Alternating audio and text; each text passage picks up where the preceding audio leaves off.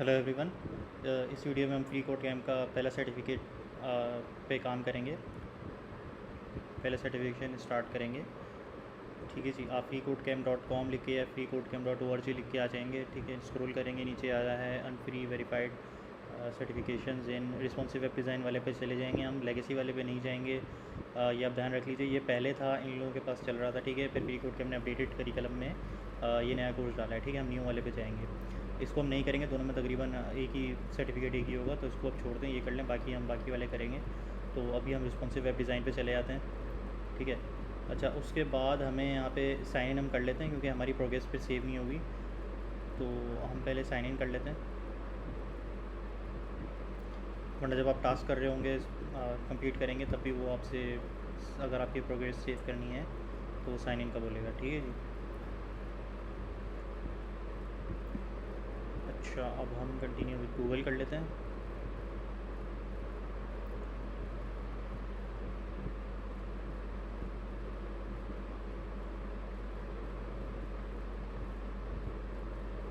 ठीक है जी, ये ग्रीन मैसेज आ गया सक्सेस का, हम साइन इन कर गए हैं। ठीक है,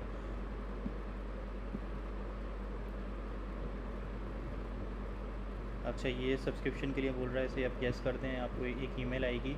आई वुड अप्रिशिएट कि आप येस करें। ठीक है, वैसे तो हम लोग नो कर रहे होते ज़्यादातर, ये ईमेल के लिए बोल रहे हैं। तो Quincy Larson, I am not sure if I am pronouncing this correctly his name.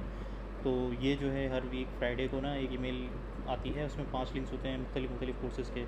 तो वो यूट्यूब वगैरह के, इनका यूट्यूब चैनल भी है उसके, या फिर फ्रीकोड की कोई अपडेट होती है तो वो आती है, तो आप सब्सक्राइब कर लें।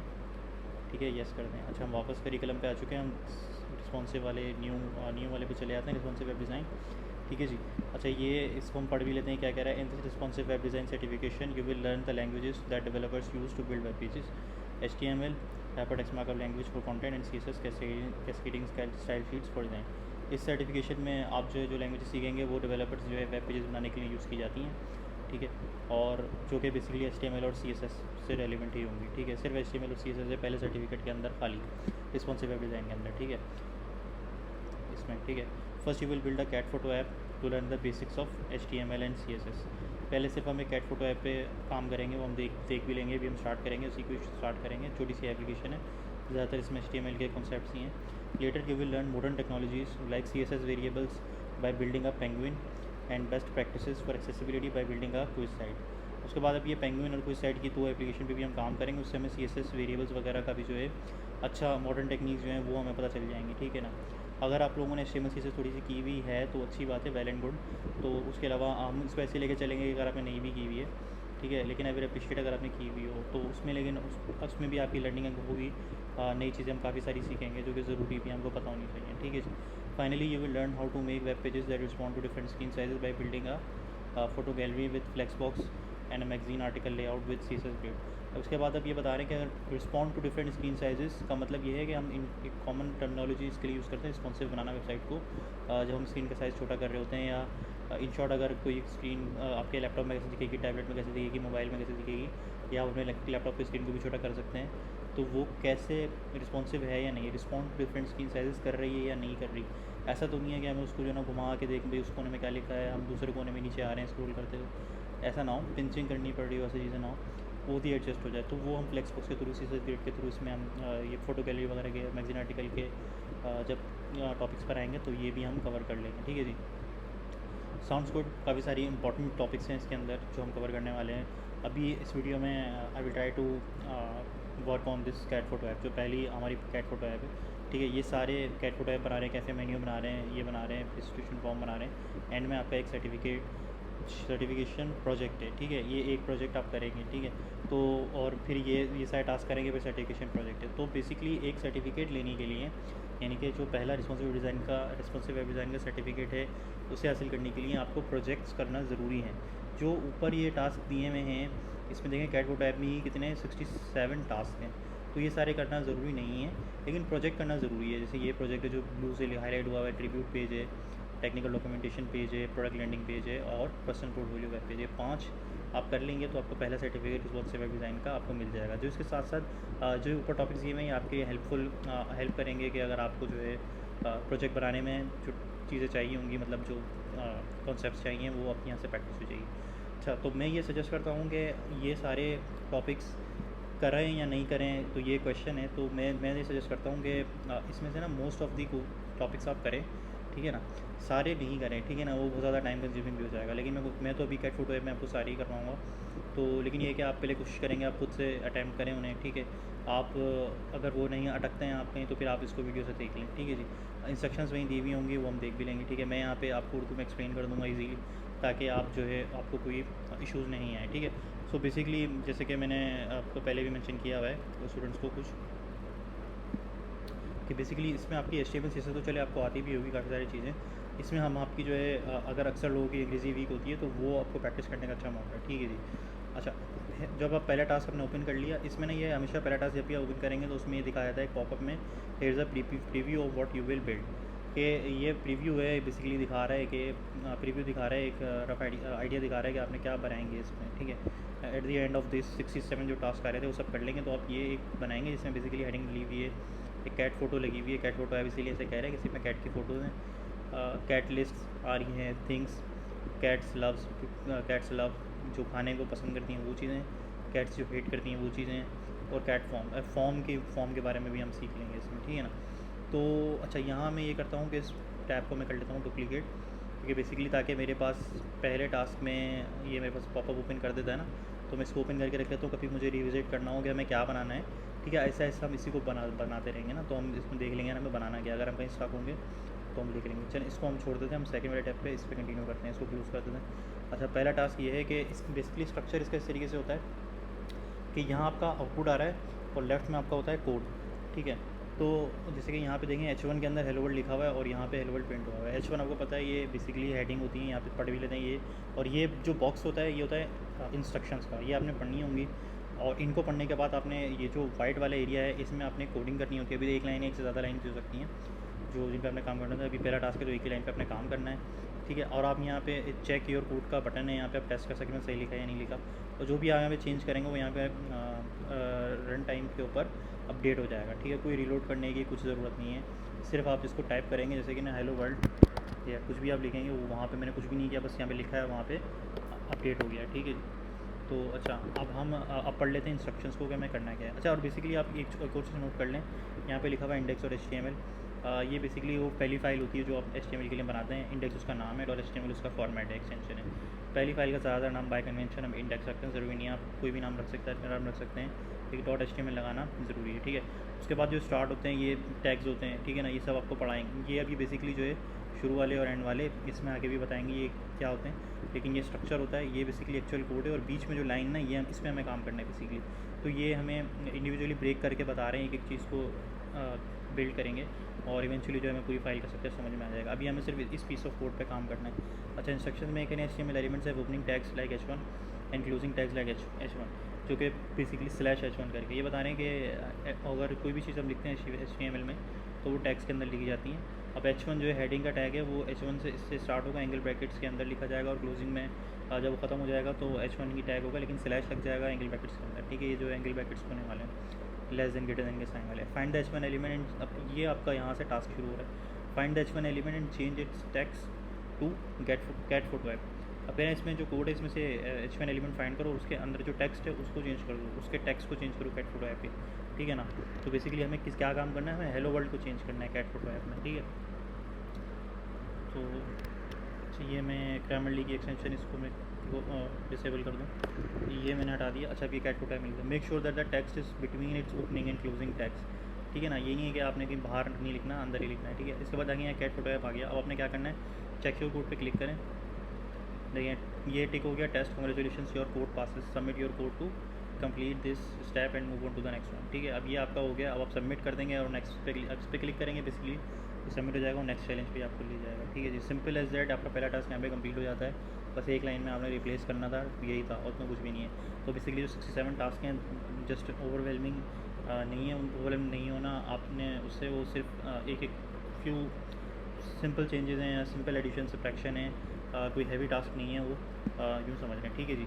अब वो एक टास्क में भी 67 करवा देते तो आपको एक टास्क लगता है, वो बेसिकली उन्होंने ब्रेक डाउन किया हुआ है ताकि आप लोगों को एक कॉन्सेप्ट समझ में आ जाए। और आई लाइक द मोर जो मुझे ज़्यादा उसमें पसंद आती है चीज़, वो ये है कि वो बेसिकली आपकी हेल्प करेगी टू इम्प्रूव योर इंग्लिश, ठीक है ना, to improve your understanding of interpreting the instructions, ठीक है ना। सो ये ज़रूरी है, ये ज़्यादा इंपॉर्टेंट है कि आप लोग इंस्ट्रक्शंस को इंटरप्रेट करना आपको आता हो, और तभी ताकि आप उसको फिर अगर आपको कोडिंग आती भी है तो इंस्ट्रक्शन समझनी भी आनी चाहिए, ठीक है। The H1 to H6 heading elements are used to signify the importance of content below them, ठीक है। द लोअर द नंबर, अब ये कह रहे हैं कि अब H1 तो हमने देख लिया था, अब H1 और H1 के बजाय अब H1 H2 H3 H4 H5 6, 2 का मतलब है H1 से लेके H6 तक हेडिंग्स होती हैं, ठीक है। और ये बता रहे होते हैं signify the importance of content, ये इसलिए बताने की कोशिश करती हैं, ये बताती हैं कि कितना कंटेंट इंपॉर्टेंट है। अगर H1 में है तो ज़्यादा इंपॉर्टेंट है, आगे लिखा भी है the lower the number the higher the importance, यानी कि जितना कम नंबर है, यानी कि 1 कम है ना, तो H1 की ज़्यादा इंपॉर्टेंस है क्योंकि उसका टैग सबसे ज़्यादा बड़ा है। H2 उससे छोटा होगा, नंबर उससे बढ़ता जा रहा है, जितना कम नंबर H1 H2 उतना ज़्यादा वो टैग साइज़ बड़ा होगा और उसकी ज़्यादा इंपॉर्टेंस होगी, ठीक है। तो ये बताना चाह रहा था, lower the number the higher the importance, सही है। So H2 elements have less importance than H1 element, make sense, क्योंकि H2 की जो है H1 से कम इंपॉर्टेंस है, क्योंकि H1 छोटा नंबर है, H2 बड़ा नंबर है। ओनली यूज़ वन, तो थोड़ा सा इन्होंने घुमा के बताने की कोशिश की है। Only use one H1 element per page and place lower importance headings below higher importance headings. तो ज़्यादातर होता भी ये है कि अच्छा, ये बेस्ट प्रैक्टिस बता रहे हैं कि H1 टैग आप यूज़ तो कर सकते हैं, आपने अगर ट्राई भी किया हो, लेकिन प्रेफर्ड ये होता है कि आप H1 एक ही यूज़ करें, बाकी H2 H3 आप चाहे ज़्यादा यूज़ कर लें।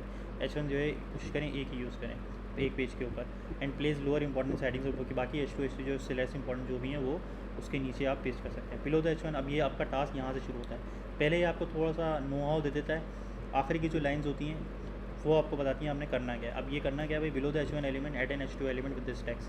अब जो H1 एलिमेंट है उसके नीचे H2 एलिमेंट डालो और उसके अंदर ये टैक्स रखो, ठीक है जी, ये आपका काम है, ठीक है ना। इसको मैं कर लेता हूँ copy, control C command C अगर आप मैक के ऊपर है।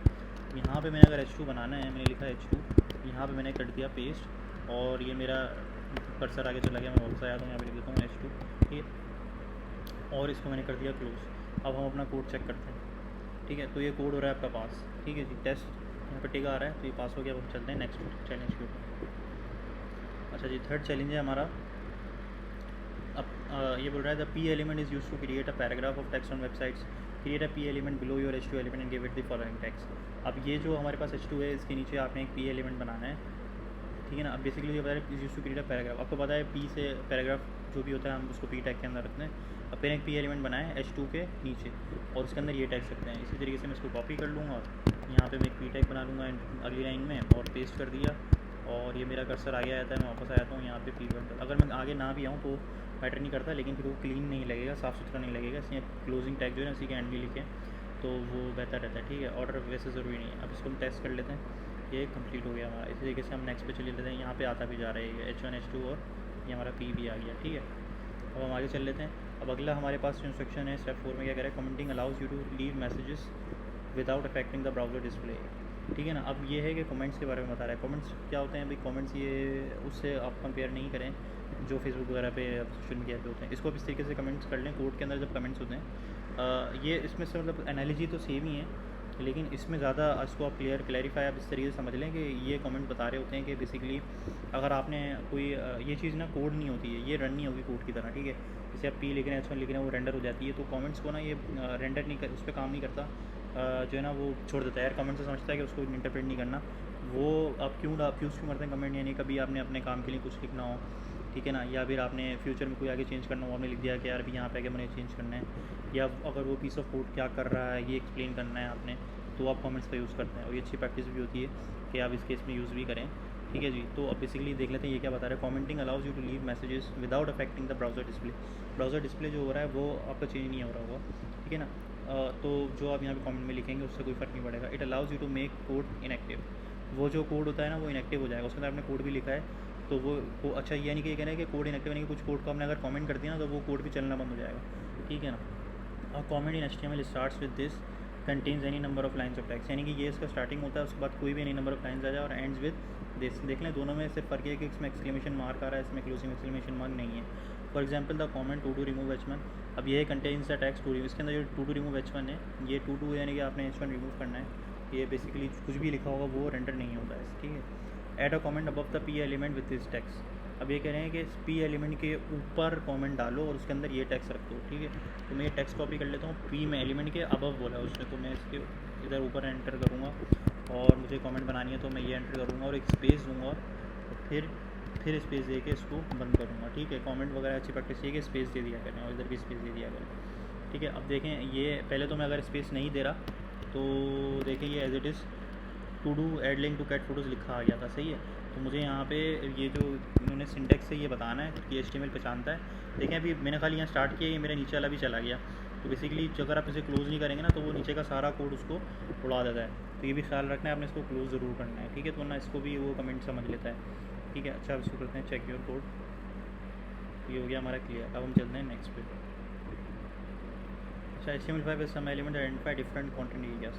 These elements make your HTML easier to read. अब ये कह रहे हैं कि HTML में कुछ ऐसे टैग्स भी होते हैं जो बेसिकली अब उनका काम ये होता है कि वो बता रहे होते हैं कि जैसे कि सिमेंटिक टैग्स वगैरह इन्हें हम कहते हैं यूजुअली, इन्होंने वो टर्म यूज़ नहीं की हुई। ये बेसिकली बताते हैं कि यहाँ पे पेज में कौन सा एरिया जो है वो किस लिए यूज़ हो रहा है। यानी कि अक्सर होता है हेडर में, यार ये हेडर का एरिया है, ये स्टार्ट का एरिया है, ठीक है ना, ये फुटर का एरिया है, ये मेन बॉडी जो है वो मेन एरिया है, ठीक है, किसी वेब पेज के ऊपर, सही है ना। तो वो क्या होता है, ये अलग अलग सेक्शन तरीके से हम डिवाइड कर लेते हैं अपने पेज को। तो उसके लिए ना HTML ने टैग्स दिए हुए होते हैं। अब ये उनके बारे में बात करें। अब ये कह रहे हैं HTML some element identify different content areas. आपके कंटेंट के डिफरेंट एरियाज़ हैं, कोई टॉप का एरिया है, कोई कंटेंट जो है वो टॉप का कंटेंट है, कोई फुटर का कंटेंट है, तो उसको आइडेंटिफाई करने के लिए होता है। These elements make your HTML easier to read, ठीक है ना, and help with search engine optimization and accessibility.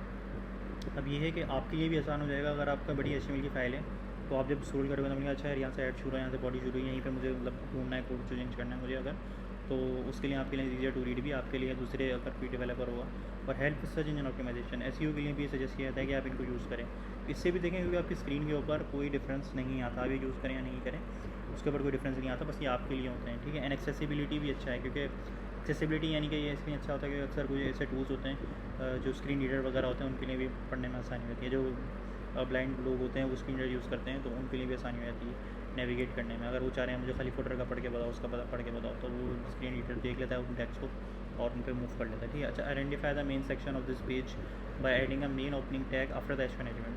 अभी क्या करें, इसमें मेन सेक्शन पेज अगर आपने बताना है तो आप क्या करें कि जो H1 एलिमेंट है, opening tag after the H1 element. अब H1 एलिमेंट के बाद जो है आप एक मेन ऐड करें and a main closing tag after the P element. और यहाँ पे इन्होंने बेसिकली ऐड करा हुआ है, मेन एलिमेंट स्टार्ट हो रहा है और after the H1 element and a main closing tag after the P element, जो कि इन्होंने लगाए हुए भी हैं ऑलरेडी। मेरे पास ये लगे हुए हैं, मैं इसको चेक करता हूँ और ये कंप्लीट हो रहा है। तो दैट्स आई गेस कोई ग्लिच है तो आई एम नॉट श्योर, क्योंकि अभी मैंने आपके सामने साइन अप किया है, मैंने पहले किया हुआ भी नहीं है टास्क। तो ये मेन मुझे बनाना चाहिए था और क्लोज़ करना चाहिए था, लेकिन ये चलें, ये टास्क आपका हुआ है। तो फॉर्चुनेटली करें, मैं मेन टैग ऊपर डाला था H1 के नीचे यानी कि, और P के नीचे मुझे डालना था इसका क्लोजिंग टैग। तो डले हुए थे, मैंने खाली सबमिट किया, रन हो गया।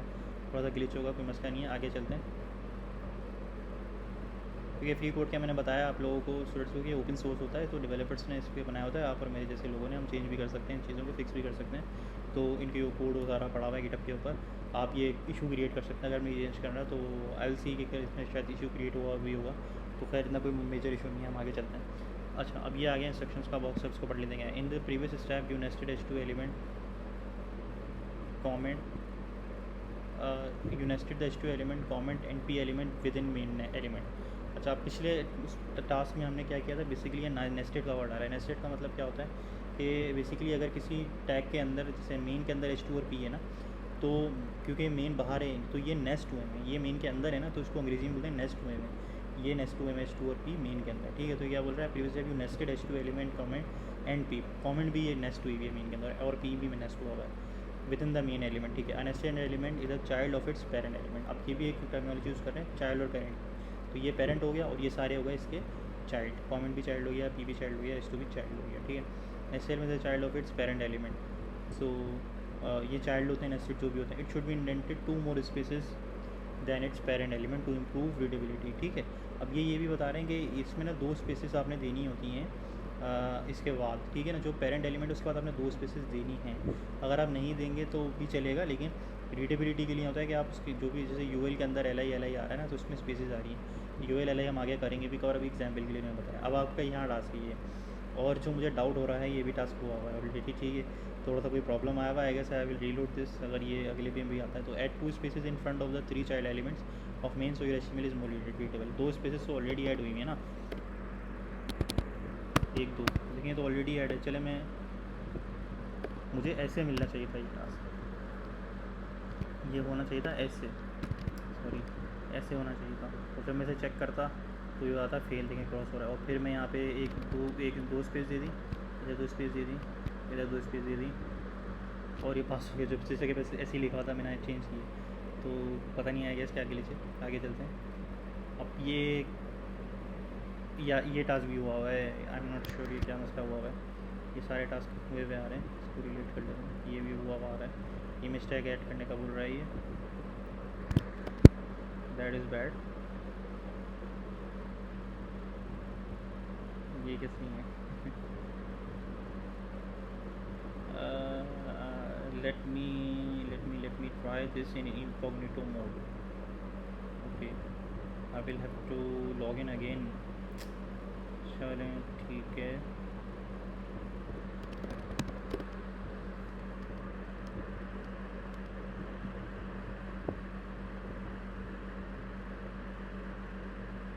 मैं वीडियो पॉज करके इसको फिक्स करके चलाता हूँ दोबारा।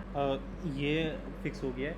सो आई फिगर्ड आउट के मसला गया था, मुझे समझ आ गई थी कि बेसिकली दूसरी आईडी मैंने यहाँ पे लॉगिन थी, उसमें ये टास्क हुए हुए थे। सो लो, तो वो कैशे में पड़े हुए थे लोकल स्टोरेज में बेसिकली मोस्ट लाइकली, तो वो वहाँ से उठा रहा था।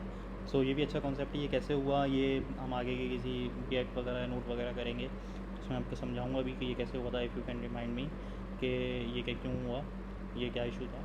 सो बेसिकली अब मैंने उसको क्लियर कर दिया, कैशे को रीलोड करा, तो हमारे पास ये चीज़ें नहीं आ रही।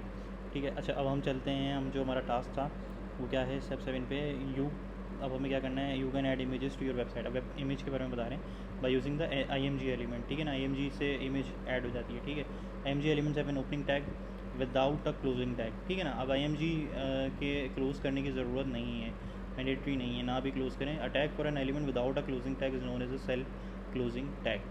IMG जैसे ये बताना चाह रहे हैं, जैसे P टैग आप यहाँ पे देख रहे हैं, P का क्लोज ओपनिंग है और ये क्लोजिंग है, लेकिन IMG जब हम बनाते हैं ना तो उसका क्लोज़ करने की ज़रूरत नहीं है। अब यहाँ पे आपका टास्क भी है an IMG element below the P element, this point no image will show up in the browser. अब कहना खाली IMG आप बनाओ और उसके लिए ना बस से क्लोज, और इसको क्लोज़ करने की ज़रूरत नहीं है, ऐसे करने की ज़रूरत नहीं है। ठीक है ना, क्लोज ये सेल्फ क्लोजिंग है, ऐसा भी लिख देंगे काफ़ी है। अभी खाली इमेज आएगी नहीं, अभी बस ये लिख लो, पता चल जाए आपको ये सेल्फ क्लोजिंग टैग है और इमेज ऐसे आएगी। अब कैसे लगाते हैं हम आगे देख लेते हैं, फिर हम चेक करते हैं। ठीक है, क्लियर हो रहा है, आगे चलते हैं। HTML attributes are special words used inside the opening tag of an element to control the element's behavior। अब ये बेसिकली यहाँ पे टर्मिनोलॉजी यूज़ करके आपको बताना चाह रहे हैं एट्रीब्यूट की।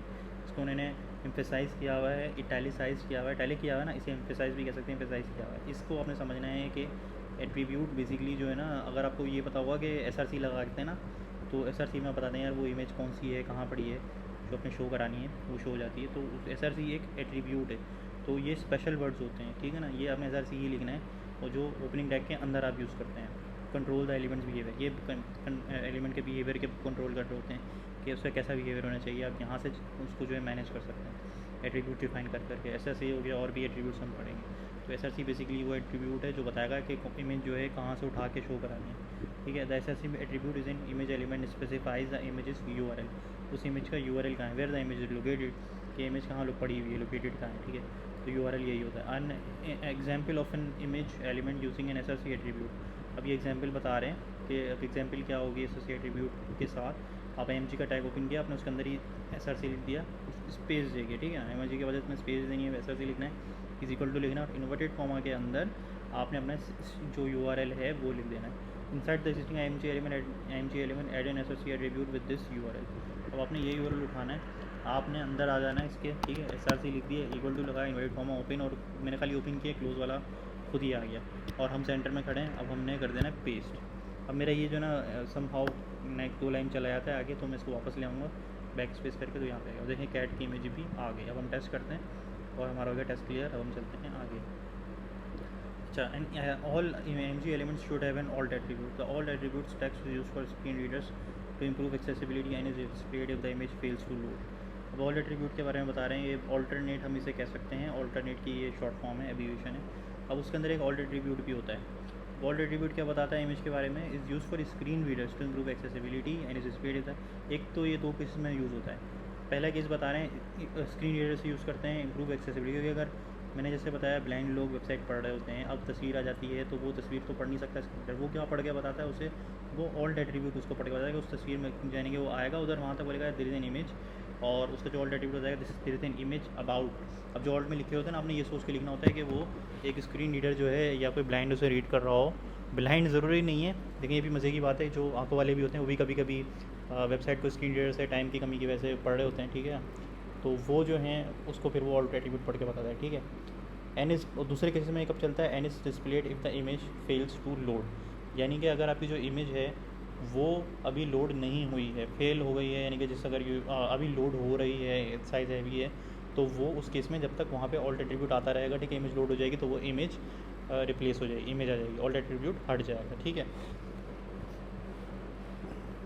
अभी एग्जांपल देख लें, for example img_src is equal to cat.jpg alt is equal to a cat, ठीक है, यानी कि ये बता रहा है कि उसका src ये है और उसके ऑल्टरनेट में क्या है आकैट, ये कैट की तस्वीर है तो आकैट लिख दिया, प्रीटी स्ट्रेट फॉरवर्ड, कि ज़्यादा सोचने इतना ज़्यादा स्पेसिफिक होने की भी ज़रूरत नहीं है, जनरल बस एक आप आइडिया लिख सकते हैं, ठीक है ना। Has an alt attribute with the text, इसके अंदर एट्रीब्यूट है, एट्रीब्यूट पता चलिए आपको क्या है, ओपनिंग टैग के अंदर हम लिखते हैं विद द टेक्स्ट आकैट, उसके अंदर टेक्स्ट है वही इन्वर्टेड कॉमा के अंदर, inside the img element and alt attribute with this text. अब उसके अंदर आपने ये एक और एट्रीब्यूट ऐड करना है ऑल्ट का, अब फिर स्पेस देंगे, ऑल्ट लिखेंगे is equal to inverted comma close open और पेस्ट कर देंगे, ठीक है ना। हम मेक श्योर कर लें कि इन्वर्टेड कॉमा इसके बराबर में लगे हुए हों, चेक कर लें आप, देखें इमेज कोई फ़र्क नहीं पड़ा, लेकिन ऑल्ट एट्रीब्यूट ऐड हो चुका है तो हमारा सक्सेसफुल हो चुका है, ठीक है।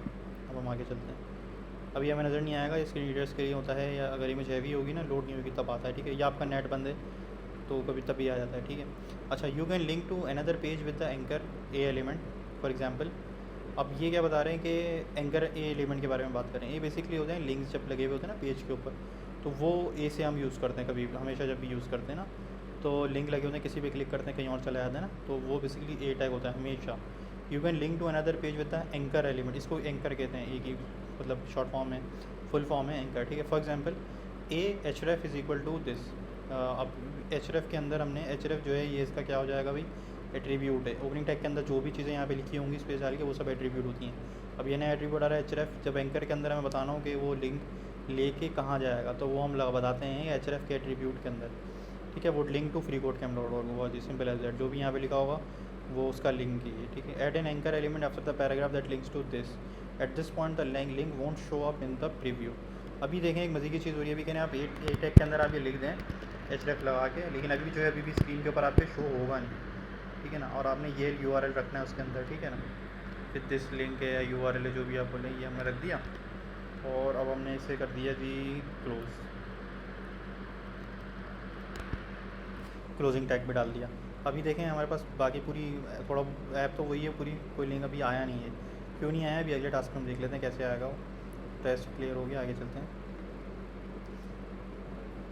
अच्छा, ये पॉपअप आया था बिकम मंथली सपोर्टर का $5 पर मंथ, अगर आप चाहें आप सपोर्टर को सपोर्ट कर सकते हैं पेपाल पेटीएम, वरना भी हम इसे आस्क मी लेटर कर देते हैं, ठीक है, क्योंकि ये क्या कहते हैं कम्युनिटी रन ही है ये वेबसाइट, ठीक है ना। अच्छा, अब links text must be place between the opening and closing tags of N anchor element. For example अब ये कह रहे हैं कि जो बेसिकली अब हमें एक होता है कि लिंक, जब भी एक लिंक आपने देखा होगा तो वो एक बटन या किसी कोई भी टेक्स्ट होता है तो वो नज़र आ रहा होता है और उसके पीछे एक लिंक होता है ना, तो हमने लिंक तो लगा दिया था लेकिन वो टेक्स्ट हमने लिखा नहीं, बताया नहीं ना कि किस टेक्स्ट पे वो लिंक है, किस पे हम क्लिक करें तो वो इस लिंक पे जाएगा। तो वो बेसिकली हमें कहाँ लगाना होता है, must be place between the opening and closing tag, opening closing tag के बीच में जो लिखेंगे तो वो उस पर उसको क्लिक करेंगे तो वो लिंक पे लेके जाएगा। तो अब ये देखें हम यहाँ पे इन्होंने कर दिया href जो पहले था लिंक उसके अंदर लिख दिया इन्होंने click here to go to freecodecamp.org। अब जो इन्होंने यहाँ ओपनिंग क्लोज टैग्स के बीच में लिखा है वो शो होने लग जाएगा, is a link with a tax, जो बेसिकली इस पर करेक्ट ये टैक्स आ जाएगा उसमें। अब हमें क्या करना है, यहाँ से हमारा टास्क है add the anchor text cat photos to the anchor element. अब ये जो एंकर एलिमेंट है ए है, इसके अंदर एंकर टैक्स डालना है, टैक्स कहाँ होगा भी उसके बीच में होता है, और क्या टैक्स डालना है, कैट फोटोज़, ये हम डाल देते हैं जी, सिंपल एज दैट, ठीक है। अब देंगे ये यहाँ पे ये आपका आना शुरू हो गया, इसे क्लिक करेंगे तो हमें ले जाएगा freecodecamp.com पे। मैं क्लिक नहीं करूँगा लेकिन मेक सेंस, अभी ये रीलोड हो जाएगा, आई एम नॉट श्योर क्या इसका बिहेवियर हो गया, हम इसे चेक कर लेते हैं, ठीक है। और ये चल रहा है, अब हम चलते हैं नेक्स्ट पे। अच्छा जी, अच्छा टर्न द वर्ड्स, अब यहाँ पे अगले टास्क पे चल लेते हैं। देखिए अच्छा, ये भी एक चीज़ आपने नोट कर ली होगी, अगले टास्क में आपका बेसिकली पिछले टास्क का सोल्यूशन मौजूद होता है। तो ये मैं मेंशन भी कर चुका हूँ कि आपको कहीं भी ये स्टक नहीं होंगे। आप अगले वाले टास्क को देख लिया करें कि क्या करना है, आपको पता चल जाएगा, और फिर इंस्ट्रक्शंस भी आप दोबारा पढ़ें तो आपको और समझ आ जाएगी। तो बेसिकली असल पॉइंट यही है कि आपको इनको इंस्ट्रक्शंस को समझ आनी चाहिए, ठीक है। अच्छा, turn the words cat photos located inside P element into a link using the same value for the href attribute as the link below the P element. आपने क्या करना है कि जो पी एलिमेंट के अंदर जो टेक्स्ट लिखा हुआ है, सॉरी, अभी कह रहे हैं turn the words cat photos located inside P element. P element के अंदर जो लिखा हुआ है, ये रहा पी एलिमेंट, ये था आपका, इसके अंदर जो टेक्स्ट लिखा हुआ है कैट फोटोज़, ये जो टेक्स्ट लिखा है कैट फोटोज़, इसको अपने क्या करना है, इनटू अ लिंक, टर्न करते हैं इनटू अ लिंक। ये बेसिकली ये याद रखें, टर्न फिर blah blah blah blah into a link. आपने लिंक में कन्वर्ट करना है, किसे, turn the words cat photos, इसको इनटू अ लिंक, इसको आपने लिंक के अंदर कन्वर्ट करना है using the same value for the href attribute. अब इसके अंदर जो href डालना है वो सेम होना चाहिए, सेम वैल्यू रखनी है href एट्रीब्यूट की below the P element as the link below the P element. यानी कि ये क्या बोल रहा है, same value as the link below the P element, जो कि below the link, below the P element के अंदर जो लिंक है उसके अंदर जो href की वैल्यू है वही सेम आपने रखनी है कैट फोटोज़ के href के अंदर, ठीक है ना। तो ये बेसिकली आप सेम, आप अंग्रेजी दोबारा पढ़ लें, आप turn the words into a link using the same value for href attribute as the link below the P element, ठीक है ना। अब हमने क्या करना है, हमें अगर इसको कन्वर्ट करना है कैट फोटोज़ को, तो यहाँ पे मैं एक ए टैग ओपन किया और कैट फोटोज़ को हमने यहाँ पे हमने क्लोज़ किया, सही है, और फुल स्टॉप मैंने बाहर रख दिया, ठीक है। और href जो हमें रखना है वो वही रखना है जो नीचे वाले एलिमेंट का है। सिंपली इसे किया कॉपी और यहाँ पे आके स्पेस देके पेस्ट करना है, ठीक है। ये हो गया जी पेस्ट। अब देखें ये कैट फोटोज़ भी कन्वर्ट हो गया एक लिंक में, टेस्ट कर लेते हैं, ठीक है जी, टेस्ट हो गया।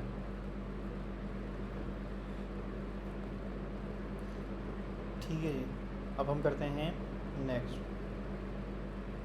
सॉरी, अभी ये क्रॉस हो रहा है, sorry your code does not pass, you are getting there. अच्छा, ये क्या हिंट है, your code should only contain one anchor element, remove any extra anchor element. अच्छा, उसके बाद आगे हमने पूरा पढ़ा नहीं था, ये पढ़ लेते हैं। Below the P element, the P element should show the same text in the browser but the words cat photo should not be a link. यहाँ तक हमारा हो गया, सेम टेक्स्ट वही आ रहा है लेकिन अब जो कैट फोटो जो है लिंक में कन्वर्ट हो गया। आगे इसने बोल रहा है, अब बोल रहा है make sure to remove the a element with the text cat photos on the line below P element. अब जो बिलो पी एलिमेंट के अंदर जो लाइन है उसमें जो ए है, एंकर है, वो उड़ा दें आप, ठीक है, उड़ा दिया। आप टेस्ट करते हैं, क्लियर हो गया, ठीक है जी।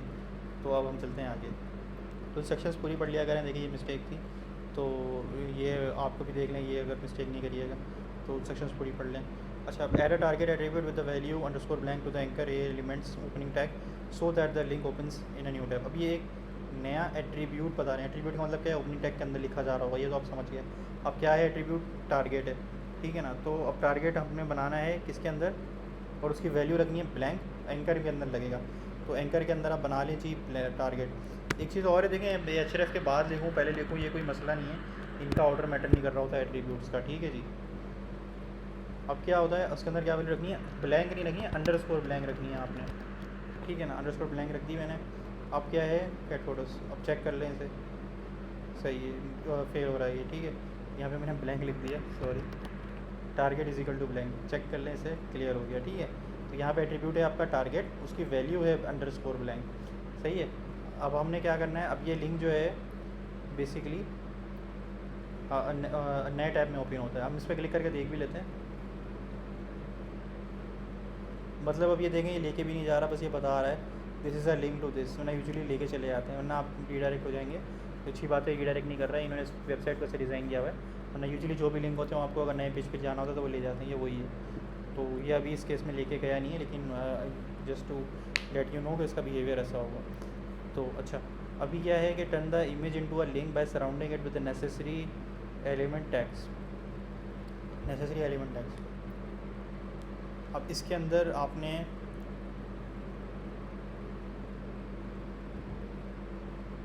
हाँ, अब आपने क्या करना है, जो इमेज है आपकी, turn the image into a link. अब ये कह रहा है आपने इमेज को लिंक बना दें, ठीक है ना। टर्न का मतलब होता है मोड़ देना, भी टर्न का मतलब होता है वैसे मोड़ना, लेकिन कन्वर्ट करने के सेंस में समझ सकते हैं वैसे। टर्न यानी कि कन्वर्ट कर दें इमेज इनटू अ लिंक, इसको इमेज को भी लिंक बनाएं by surrounding it with the necessary element tags. अब लिंक कैसे बनता है, हमेशा ए से बनता है, तो ये इनडायरेक्टली आपसे कह रहे हैं ए यूज़ करो, जो नेसेसरी एलिमेंट टैग्स है उससे सराउंड करो, तो वो नेसेसरी एलिमेंट टैग जो ज़रूरी है एलिमेंट टैग वो तो ए ही है बेसिकली लिंक को कन्वर्ट करने के लिए। तो हम इमेज को भी इमेज पे भी क्लिक करते हैं, कभी कभी आपने देखा होगा तो एक रीडायरेक्ट हो जाता है। तो वो बेसिकली इमेज पे भी अभी क्लिक करने पे तो कुछ नहीं हो रहा, इस पर भी लिंक लगाना है। Use the this as the anchor href attribute value. अब उसका जो एचरेफ है वो कहाँ जाएगा, वो इस लिंक पे पॉइंट करेगा। तो इस सबसे पहले मैं ए ओपन किया, क्लोज़ किया, और एंड में ए ओपन किया, क्लोज़ किया। एंड वाला अक्सर क्लोज़ करना भूल जाता हूँ, इसलिए मैं पहले लिख देता हूँ स्पेस दे के लिखा है एचरेफ, वेट कॉमा ओपन, वेट कॉमा क्लोज, और हमने पेस्ट कर दिया। ठीक है, चेक करें जी, टेस्ट केस क्लियर। अब ये इमेज जो देखें, माउस का कर्सर का बटन आ गया, देखें इमेज कब आ रहा हूँ, कर्सर का बटन। अब क्लिक कर रहा हूँ तो ये पॉपअप भी आ रहा है। बेसिकली नए टैब पे ओपन हो जाना चाहिए, लेकिन अभी ये बस हो नहीं रहा क्योंकि हम इस इन्वायरमेंट में है, इस वेबसाइट में, इस वजह से। अच्छा, before adding any new content, अगले टास्क में हम आ गए हैं।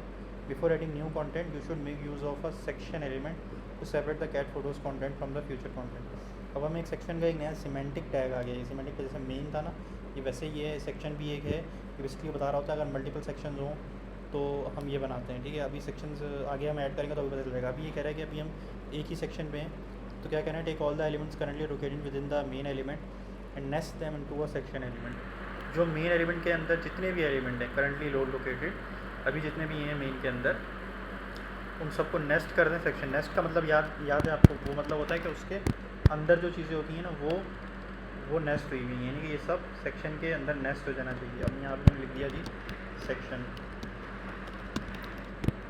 ठीक है, अच्छा एक चीज़ मैं और ट्राई कर लेता हूँ।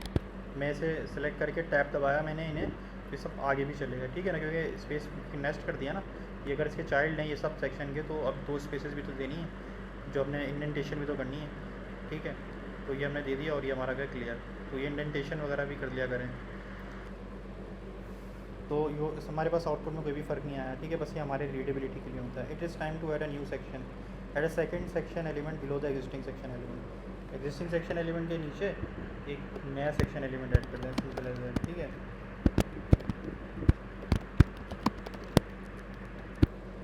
ठीक है जी, तो बस ये करना है, इस टास्क में कुछ भी नहीं करना। क्लियर हो गया। अब क्या करना है, सेकंड सेक्शन जो हमने ऐड किया है, add a new H2 element with a text catalyst. नया H2 एलिमेंट बना लें और उसके अंदर हमने टेक्स्ट विद द टेक्स्ट क्या टेक्स्ट रखना है, यानी कि उसके अंदर क्या रखना है जी, कैटलिस्ट। और स्पेसिंग का ध्यान रख लें, ये हटा दें। ठीक है, चेक कर लें, टेक्स्ट ये हो गया क्लियर। आगे चलें। When you add a lower rank heading element to the page, it is implied that you are starting a new subsection. देखिए, इम्प्लाइड का मतलब ये होता है कि ये मतलब समझा जाएगा कि अब एक, जब अगर आप लोअर हेडिंग यूज़ करें, मतलब आप एक लोअर हेडिंग के एक नए सेक्शन की तरफ, सब सेक्शन की तरफ जा रहे हैं। ठीक है ना, न्यू सब सेक्शन, सही है ना, उसी का सब सही है। ज़्यादातर होता है कि आप जैसे कैट फ़ोटोज़ और कैट लिस्ट यहाँ पे आ रहा है, तो यानी कि बता रहे हैं कि ये दोनों हैं इसी का पार्ट, कैट फोटो ऐप का पार्ट है, ऐसे ही है ना। और अगर कोई चीज़ कैट लिस्ट का पार्ट होगी तो उसके अंदर आप और छोटी हेडिंग्स उसके अंदर बना रहे होंगे, तो पता चलेगा वो कैट लिस्ट के अंदर आ रही है। सही ना, इनके अंदर H2 के कैट लिस्ट H2 है, इसके अंदर मुझे कैट लिस्ट के अंदर कुछ बताना है तो मैं H3 यूज़ करूँगा। तो बेसिकली टास्क भी मेरे ख्याल से यही है।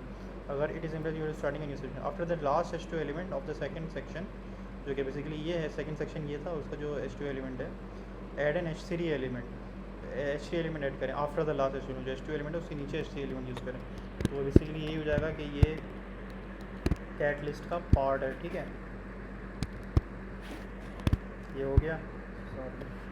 और उसके अंदर विद द टेक्स्ट, क्या टेक्स्ट रखना है जी, things that cat love, cats love. ठीक है, तो ये आ गया थिंग्स दैट कैट्स लव। ठीक है जी, क्लियर हो रहा है। ठीक है, यानी कि ये क्या किया हमने, नेस्ट कर दी और उसकी सब हेडिंग बना दी, यानी कि अब सब सेक्शन है इम्प्लाई किया कि हम उससे रिलेटेड ही बात कर रहे हैं, कैट लिस्ट से रिलेटेड।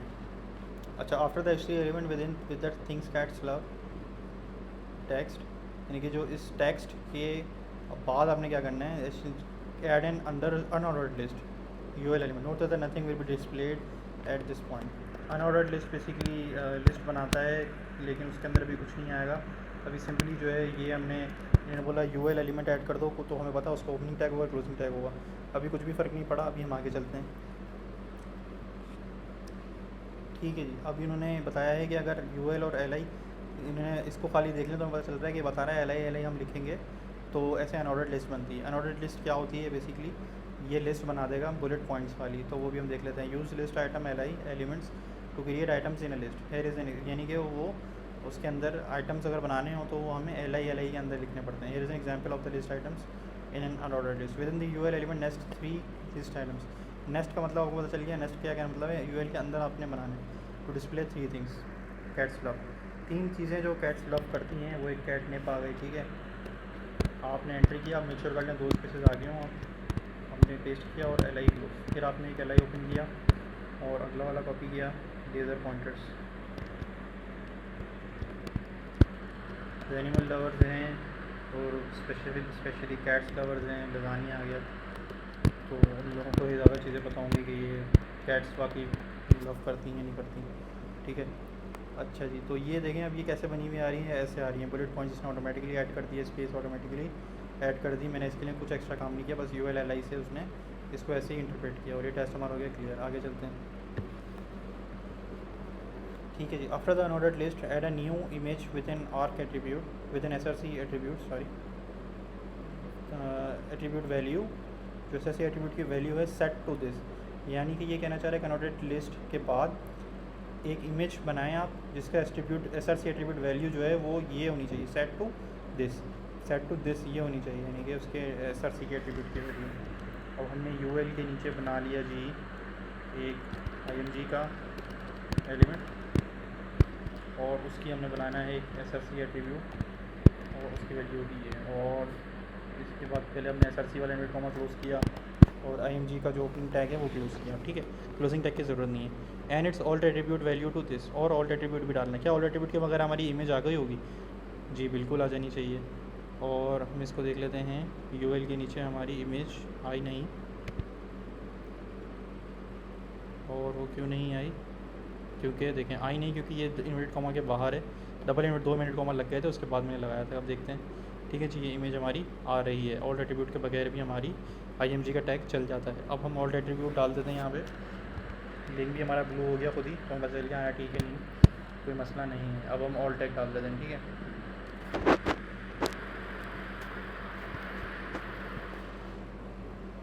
ठीक है जी, क्लियर टेक हो गया, आगे चलते हैं। अच्छा जी, अब ये क्या बोल रहा है यहाँ पे, section the figure element represent self contained content and will allow you to associate an image with a caption. अब एक नया सिमेंटिक टैग, या आप इसे कह सकते हैं कि जब फिगर यूज़, एक सिमेंटिक टैग ऐसा है कि जब फिगर यूज़ हो रही है तो उसको पता चल जाता है ब्राउज़र को कि यार अभी कोई इमेज वगैरह के बारे में बात हो रही है, और उसके साथ अगर आपने associated will allow you to associate an image with a caption, आप इमेज के साथ एक कैप्शन भी एसोसिएट कर सकते हैं, तो उसको पता चलेगा ये इसी फिगर इमेज की कैप्शन है। तो बेसिकली स्क्रीन रीडर्स वगैरह के लिए अच्छा हो जाता है, उन्हें पता चल जाता है यार कि ये इमेज किससे रिलेटेड है, उनको एक और एडेड एडवांटेज मिलता है कि उसकी कैप्शन है ये। जो भी आप सोशल मीडिया पे भी देखा होगा आपने इमेज के बारे में, आप कैप्शन ऐड करते हैं, next the image you just added with a figure element.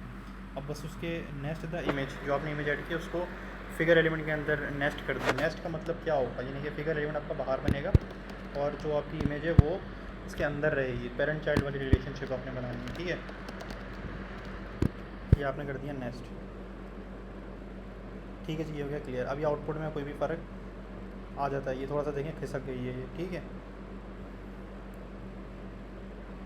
अच्छा, अब फिगर कैप्शन, फिग कैप्शन, अगर फिगर कैप्शन देनी है तो फिग कैप्शन एलिमेंट यूज़ होता है, is use to add a caption to describe the image contained within the figure, is use to add a caption to describe the image. अगर image को describe करना है तो वो जो caption आप ऐड कर सकते हैं with in the figure element के अंदर आप, फॉर एग्जांपल फिग कैप्शन, यानी कि फिगर के अंदर ही आप ये यूज़ कर सकते हैं, एड्स अ कैप्शन क्यूब, जो भी उसके अंदर लिखा होगा उसकी कैप्शन हो जाएगी। आफ्टर द इमेज आपका टास्क क्या है, after the image nested in the figure element add a fig caption.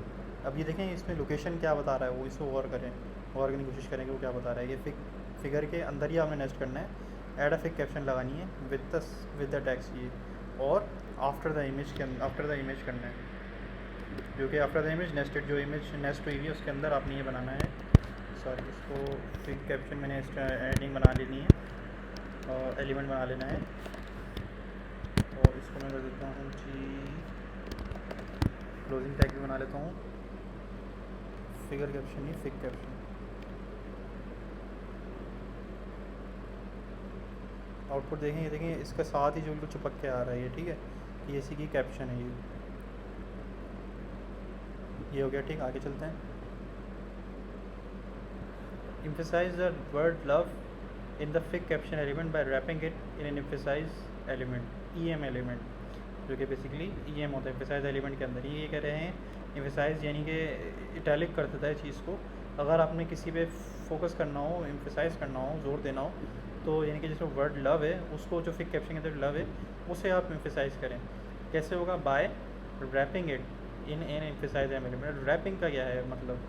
Wrapping को भी आप नेस्ट की तरह ही समझें। आपने नेस्ट कर देना है, रैप कर देना है। नेस्ट और रैप सेम है, तकरीबन भी नहीं बोलूँगा, आप समझ में सेम ही है। Wrapping it in a emphasize em element, ठीक है ना। तो अब कैट्स लव लगानी है, लेफ्ट, इसको आपने कर देना है जी EM के अंदर ओपनिंग टैग डाला, एलिमेंट है वो, तो हमें ओपनिंग टैग भी बनाना है और क्लोजिंग टैग भी बनाना है। अब देखें आउटपुट में कैसा आ रहा है, देखें लव जो है आपका टेढ़ा हो गया। अब क्या करना है? चेक योर कोड, ये हो गया टेस्ट सेल, ठीक है। अच्छा जी, after the figure element add an another HTML element with the text top 3 things cats hate. अब आपने क्या करना है? फिगर एलिमेंट के बाद, आफ्टर द फिगर यानी कि लोकेशन क्या बताना चाह रहा है उस फिगर के बाद आप आ जाएँ। Add another HTML element with the text, add another HTML element मैं बना लेता हूँ जी। चलें HTML एलिमेंट बना लिया और उसके अंदर क्या टैक्स रख दें, ये वाला, सिंपल एज दैट।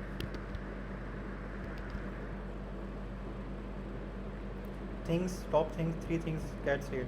देखें ये कैट्स लव वाली चीज़ें आ गई, अब कैट्स हेट वाली चीज़ें आ गई। मेक सेंस कि अब ये फिक कैप्शन भी ख़त्म हो गया, उसके बाद हम कैट्स हेट में आ गए, ठीक है।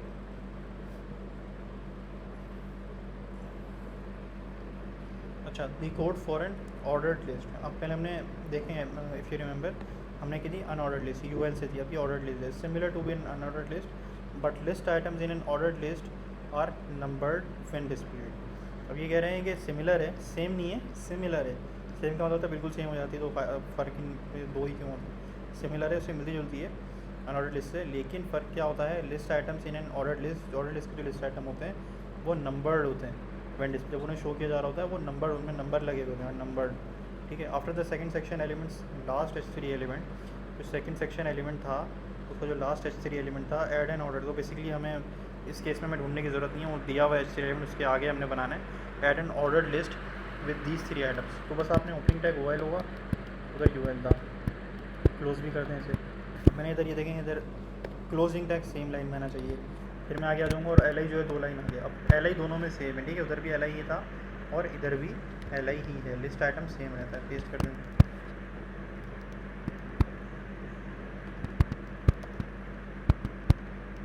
मैं ये इसी को पहले कॉपी करके Ctrl+C और Ctrl+V पेस्ट करता हूँ, इसके अंदर पे दोनों चीज़ें डाल देता हूँ। अभी देखें ये 2 3 लिखा हुआ आ चुका है, फिर 2 वाले के अंदर में ये चीज़ें डाल देता हूँ। 1 2 3 खुद ही आ रहा है, मैंने 1 2 कहीं भी नहीं लिखा है, ये खुद ही OL का मैजिक है। ये OL समझ जाता है कि यहाँ पे मुझे 1 2 3 शो कराना है, ठीक है। तो ये हो गया, ये तीनों चीज़ें आ गई। इसे टेस्ट कर लेते हैं, ये हो गया क्लियर। आगे चलते हैं। अच्छा जी, अब ये क्या कह रहा है? After the order list add another figure element. अब OL के नीचे अब यानी कि फिगर एलिमेंट ऐड कर देंगे। अब यानी कि अब चीज़ें started to make sense now, getting repeated, not so difficult. Clear हो गया, आगे चलते हैं। आगे क्या कह रहा है? Inside the figure element you just added next an image element with associated attribute. अब जो फिगर एलिमेंट ऐड किया है उसके अंदर आपने इनसाइड द फिगर एलिमेंट, उसके अंदर आ जाएँ आप। यू जस्ट एडेड, जो अभी आपने भी आपने ऐड किया था, यानी कि पिछले टास्क में कहना चाह रहे हैं next an IMG element. IMG element next कर दें, यानी कि समझ गया विद, आपको पता है ये क्लोजिंग वगैरह डालने की ज़रूरत नहीं है, ऐसे ही क्लोज हो जाता है। SRC एट्रीब्यूट, एट्रीब्यूट का मतलब ये ओपनिंग टैग के अंदर कुछ आपने लिखना है, स्पेस देके, और उसकी जो वैल्यू है उसकी सेट आपने क्या कर दी है? एट्रीब्यूट्स को सेट कैसे करना है आपने, इससे शॉर्ट नहीं ले लीजिएगा, उससे बाहर है, ये आपने सेट कर दिया, ठीक है। ये हो गया जी क्लियर। देखिए आउटपुट क्या आया, इमेज आ गई आपकी, इसके बाद OL के बाद इमेज लगाइए तो इमेज आ गई SRC वाली। आगे चलते हैं। To improve accessibility of the image you just add an alt attribute. अब ये डॉट, ये मेरे ख्याल से इसके अंदर ही है, तो इसको उठा लेते हैं। तो अब यहाँ पे एक ऑल्ट एट्रीब्यूट ऐड कर लें। जैसे मैंने बताया, आप ऑल्ट और SRC को आगे पीछे भी कर सकते हैं, कोई मसला नहीं है। ये हो गया क्लियर, ठीक है। अब submit and go to next challenge. अब क्या है? After the last IMG element add a figure caption element with the text cats hate other cats. अब जो आपने इमेज एलिमेंट है आफ्टर द लास्ट, इसके बाद आपने करना है add a fig caption element. अब एक फिक कैप्शन बनाना है, ठीक है, और उसको आप क्या दे दें? ये कैप्शन दे दें इस टेक्स्ट की, ठीक है। ये देखें इसके साथ चिपक कर आ रही है कैप्शन, ठीक है। क्लियर हो गया, आगे चलते हैं. The strong element is used to indicate that some text is of strong importance और urgent.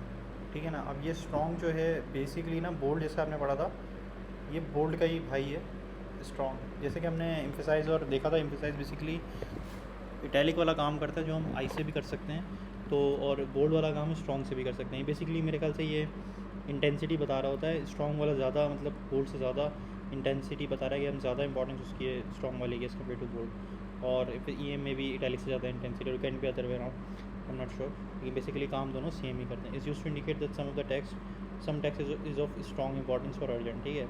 In the fig caption तो कोई इंपॉर्टेंस उसकी ज़्यादा है या अर्जेंट काम है, तो उसके लिए हम स्ट्रॉन्ग से एम्फेसाइज करते हैं. इन द फिक कैप्शन, जो फिक कैप्शन आपने जस्ट एडिट यानी कि पिछले टास्क में ऐड की थी, इसलिए जो जस्ट एडिट कह देते हैं, जो भी आपने ऐड की है.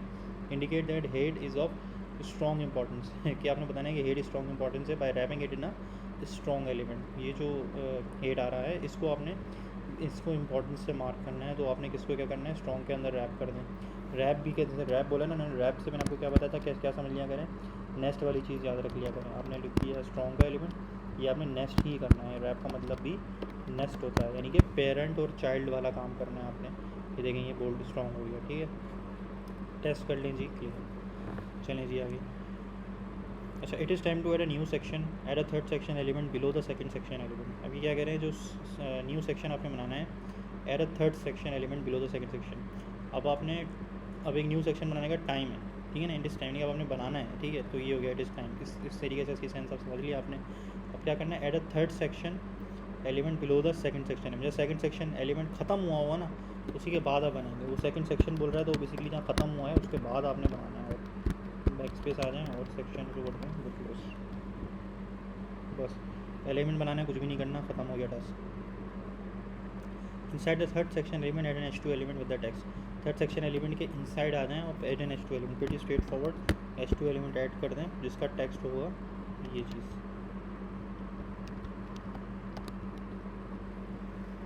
और ये आपके बाद आप देखें कैट फॉर्म अब नज़र आना शुरू हुआ. पहले सेक्शन बनाने पर भी नज़र नहीं आएगा, जब ये लाइन लिखेंगे H2 तो आएगा. ठीक है जी, आगे चलते हैं.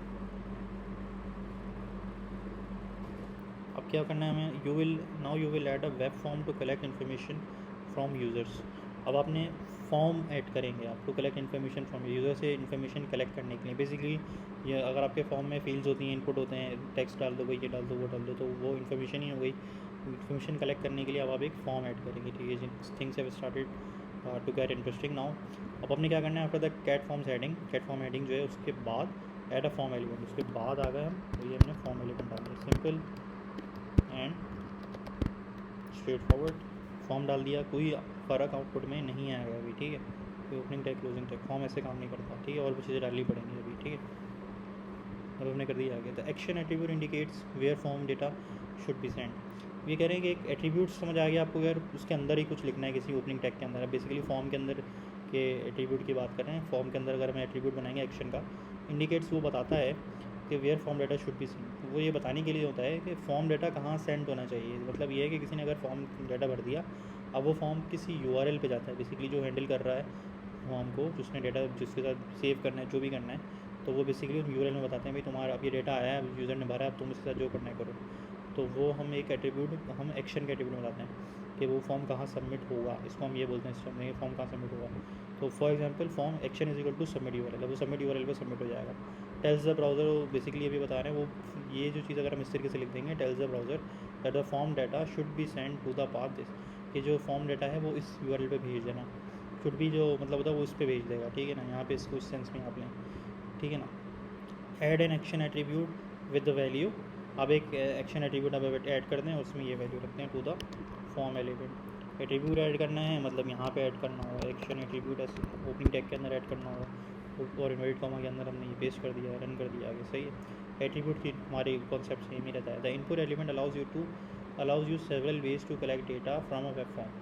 Like IMG elements, input elements are self-closing and do not need closing. पहली बात तो ये कि इनपुट एलिमेंट के बात बता रहे हैं, और ये दूसरी लाइन पे मैं पहले बता देता हूँ कि ये सेल्फ क्लोजिंग है. इसमें आपको जैसे IMG था, इसमें आपको क्लोजिंग टैग डालने की ज़रूरत नहीं है, मैंडेटरी नहीं है. ठीक है. अब आपने क्या करना है कि इनपुट एलिमेंट बनाए. इनपुट एलिमेंट करता क्या है, allows you several ways to collect data from a web form. अलग अलग तरीक़ों से आप इनपुट से डाटा ले सकते हैं. अभी हम अलग अलग से नहीं, अभी हम अभी हम नॉर्मली देख लेते हैं। अभी हम एक इनपुट टैग अगर बनाते हैं तो क्या होता है, ये मैंने कर दिया तो देखें आपके पास एक फील्ड आ गई, ठीक है, टेक्स्ट फील्ड आ गई, ठीक है ना। अभी इसमें हम डाटा लिख भी सकते हैं। अभी क्या है कि अभी हम आगे देखेंगे कि इसके अलावा भी और भी चीज़ें होती हैं कि इससे तो हम खाली अभी नॉर्मल इनपुट ले रहे हैं टेक्स्ट, इससे और भी चीज़ें होंगी। इसलिए कह रहा है कि सेवरल वेज जो हैं वो हम आगे देखेंगे कि और कैसे हम इनपुट ले सकते हैं इनपुट टाइप के जरिए। आगे चलते हैं, चेक करते हैं, इसे क्लियर हो गया, आगे चलते हैं। There are many kinds of inputs you can create using the type attribute. अब डिफरेंस आ रहा होता है कि हमें अगर अलग अलग काइंड, जो सेवरल काइंड बता रहे थे, अगर अलग अलग काइंड के इनपुट बनाने हैं तो वो आप टाइप के एट्रीब्यूट में बताते हैं। जो एट्रीब्यूट हो गया यानी कि इनपुट के अंदर कुछ स्पेस डाल के हमें बनाना है। You can easily create a password field, reset button और a control to let users select a file from their computer. एक पासवर्ड फील्ड आपने बनानी हो, ठीक है ना। पासवर्ड फील्ड यानी कि उसमें जो लिख रहे हो वो नज़र नहीं आना चाहिए, ठीक है ना।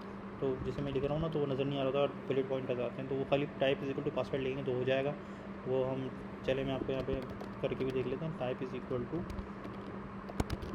पासवर्ड अगर मैं लिख देता हूँ, ठीक है, तो यहाँ पे फील्ड वैसे ही है। अब जो मैं टाइप करूँगा तो डिलीट हो गया ऑटोमेटिकली, ये इसका मैजिक है। अगर type is equal to password हो तो रीसेट भी हो सकती है, वो फॉर्म को डिलीट कर देता है। और control to let user select a file, और अगर फाइल वाला इनपुट बनाना है तो मैं यहाँ पे उसको भी इनपुट से ही कर सकता हूँ।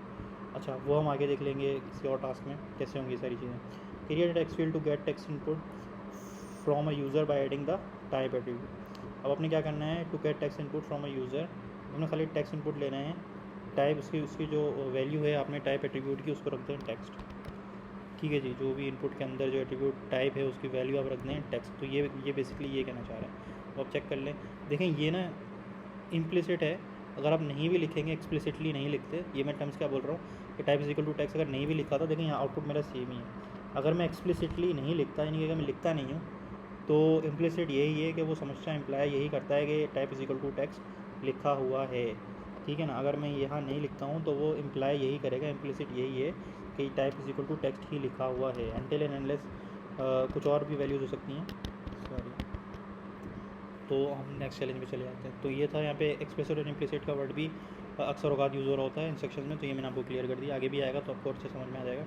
इन ऑर्डर फॉर अ फॉर्म सेरा to be accessed by the location specified in the action attribute, you must give the text field name attribute and assign it a value to represent the data being submitted. अभी क्या कह रहा है, अब ये होता है कि अब होता ये है कि अगर आपने एक्शन एट्रीब्यूट जो बताया था ना उसमें डेटा सबमिट होता है। अब देखें ये अगर आपके पास ये 2-3 फील्ड में बना लेता हूँ तो अब इसमें भी डेटा है, इसमें भी डेटा है, अलग अलग फील्ड होंगी तो उनमें सब में डेटा है। लेकिन जब डेटा सबमिट होगा ना तो वो बेसिकली ना किसी फॉर्म उसको समझने के लिए ना उसको हमें बताना पड़ता है किस वेरिएबल से डेटा है। इन फील्ड को ना हम एक वेरिएबल बना देते हैं, वो बेसिकली नेम के एट्रीब्यूट से हम बताते हैं यार वो फील्ड किस बारे में। तो वो बेसिकली जो भी हम नेम लिखेंगे ना तो वो समझ जाएगा कि अच्छा यहाँ पे first name, last name, email वगैरह कर देंगे, हम नाम लिख देंगे तो वो उसी एक्शन जो हमने दिया होता है उस पर जाएगा ना, तो वो नेम, ईमेल और उसमें जा रहा होगा डेटा जो हमने भरा होता है। तो ये बताना चाह रहा है, you must give the text field a name, जो भी फील्ड है उसको एक नेम एट्रीब्यूट आपने देना है। And assign it a value to represent the data being submitted, to वो रिप्रेजेंट करेगा कि डेटा किसके लिए सबमिट हुआ। For example you could use the following syntax for an email address text field. अब type is equal to text, name is equal to email. अब आपने email की फील्ड बनाई है तो आपने नेम बता देना ईमेल। अब यहाँ पे क्या करना है, add the name attribute with the value of cat photo URL to your text field. अब इसके अंदर आपने बना ले नेम एट्रीब्यूट, ऑर्डर मैटर नहीं करता, ठीक है। टाइप से पहले भी लिख सकते हैं, बाद में भी लिख सकते हैं, स्पेसिंग वगैरह दीजिएगा और नेम आप रख दें यार कैट फोटो URL आपने रख दिया। अब यहाँ पे तो URL इसमें कोई फ़र्क नहीं पड़ता, ये बस बता देता है जब सबमिट हो रहा होगा ना तो वो बेसिकली उस फॉर्म में हमें डेटा मिलेगा। चेक कर लेते हैं, ठीक है, आगे चलते हैं जी। अच्छा, placeholder text is use to give people a hint about what kind of information to enter into an input. For example input type is equal to text, placeholder is equal to email address. Placeholder basically आपको वैसे अगर उसमें भी आपने देखा place holder की कोई भी चीज़ एक रखी हुई है टेम्प्रेरी बेसिस पे उसने कवर किया है उस जगह को, तो वो होता है प्लेस होल्डर। फील्ड्स के केस में ये होता है कि अगर यहाँ पे जो टेक्स्ट में लिखा आ रहा होता है अक्सर अवकात कि इस फील्ड के बारे में क्या है, यहाँ पे ऐसे एंटर ईमेल या एंटर पासवर्ड लिखा होता है, हम पीछे क्लिक करते हैं वो गायब होता है, तो वो प्लेस होल्डर होता है। तो वही बता रहा है जिसको गिव पीपल अ हिंट, एक हिंट देने के लिए, बेसिकली बताने के लिए, रफ आइडिया देने के लिए about what kind of information to enter, किस किस्म की इन्फॉर्मेशन आपसे एक्सपेक्ट की जा रही है कि क्या आपने यहाँ पे एंटर करना है to enter into an input field. For example input type is equal to text, placeholder is equal to email address. अब यहाँ पे क्या करना है, एट प्लेस होल्डर, ये आपने प्लेस होल्डर डालना है टू योर इनपुट एलिमेंट। अब इसके अंदर आप देखें एंड में भी मैं डाल सकता हूँ, उधर बीच में भी डाल देते हैं, चलें, स्पेसिंग का तो मसला नहीं है ना, ऑर्डर का भी मसला नहीं है। तो मैं यहाँ डाल के देखता हूँ कि क्लियर होता है हमारा टेस्ट के नहीं होता। यहाँ मैंने डाल दिया, ठीक है, चेक करते हैं, क्लियर हो गया, ठीक है। और यहाँ पे प्लेस होल्डर से कोई ऑप्शन फ़र्क आएगा? बिल्कुल आएगा। ये हमारा यहाँ पे शो हो रहा है कैटगरी वगैरह, ठीक है। जैसे ही मैं कुछ टाइप करना शुरू करूँगा तो वो गायब हो जाएगा, ठीक है। ये होता है प्लेस होल्डर। आगे चलते हैं। To prevent the user from submitting your form when required information is missing.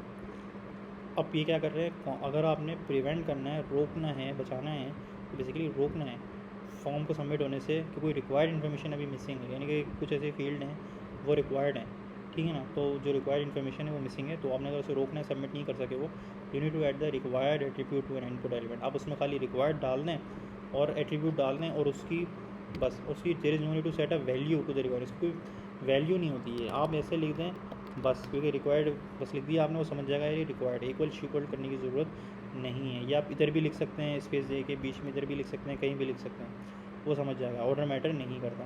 There is no need to set a value to required. Instead just add the word required to the input. सिर्फ आपने क्या करना है, instead इसके बजाय सिर्फ और सिर्फ आप एक रिक्वायर्ड लिखते हैं बस input element. Making sure there is space between it and other attribute. बस उसके साथ मिला के नहीं लिख दिएगा, ऐसे किसी और एट्रीब्यूट से बस स्पेस दे दें।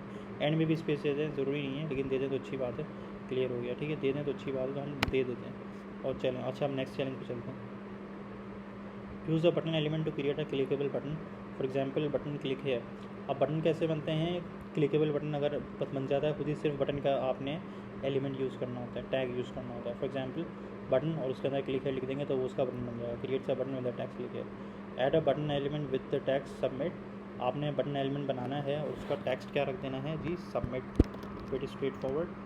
बिलो द इनपुट एलिमेंट आपने उन्होंने बोल दिया, आपने रख देना है जी सबमिट। और बिलो उसके आ गया, मैं उसको क्लोज कर देता हूँ, क्लोजिंग टेक्निक डाल दिया। और क्या हमारा आउटपुट आ जाएगा जी? बिल्कुल आ जाएगा, बटन बना आ गया। The default behavior of clicking is of form without any attributes submits the form to the location specified in the form's action attribute. यहाँ भी क्या कहना डिफ़ॉल्ट बिहेवियर। डिफ़ॉल्ट बिहेवियर का मतलब क्या होता है? बिहेवियर यानी कि वो कैसे उसका जो है ना बिहेव करेगा वो। डिफ़ॉल्ट बिहेवियर यानी कि बाय डिफ़ॉल्ट कहते हैं ना, जैसे हम बाय डिफ़ॉल्ट कैसे वो एक्ट करेगा। अगर उसके अंदर कुछ भी नहीं है तो बाय डिफ़ॉल्ट जो भी इस बटन ने ये करना है कि जो भी डेटा फॉर्म में भरा होगा उसको सेक्शन पर सबमिट कर देगा। तो यानी कि हम बटन से और भी काम कर सकते हैं अगर हम उसके एट्रीब्यूट्स यहाँ डिफाइन कर दें। अगर नहीं डिफाइन किए तो इसने ये बस समझ जाएगा कि मुझे सबमिट करना होगा। ये आपको ज़्यादा बेहतर तब समझ में आएगी जब हम और मल्टीपल किस्म के बटन्स अगर बनाएंगे तो, ठीक है। सिंपल समझें कि अगर एक ही बटन है तो उसका काम है कि उसने फॉर्म को सबमिट कराना, ठीक है जी। आगे चलते हैं। Use a button element to create a clickable button, ठीक है। फॉर एग्जाम्पल ये तो हमने कर लिया ना, ये क्लिक सबमिट हो गया, क्लिक हो गया, हम आगे चलते हैं, ठीक है। अच्छा, even though you added your button below the text input they appear next to each other on the page. अब ये क्या करें? इवन दो, अगर चाहिए ऑल दो कह सकते हैं इसे। अब ऑल दो ये इवन दो एक ही चीज़ है। Even though you added your button below the text input, आपने तो बटन के नीचे टेक्स्ट इनपुट के नीचे बटन ऐड किया था, लेकिन they appear next to each other on the page.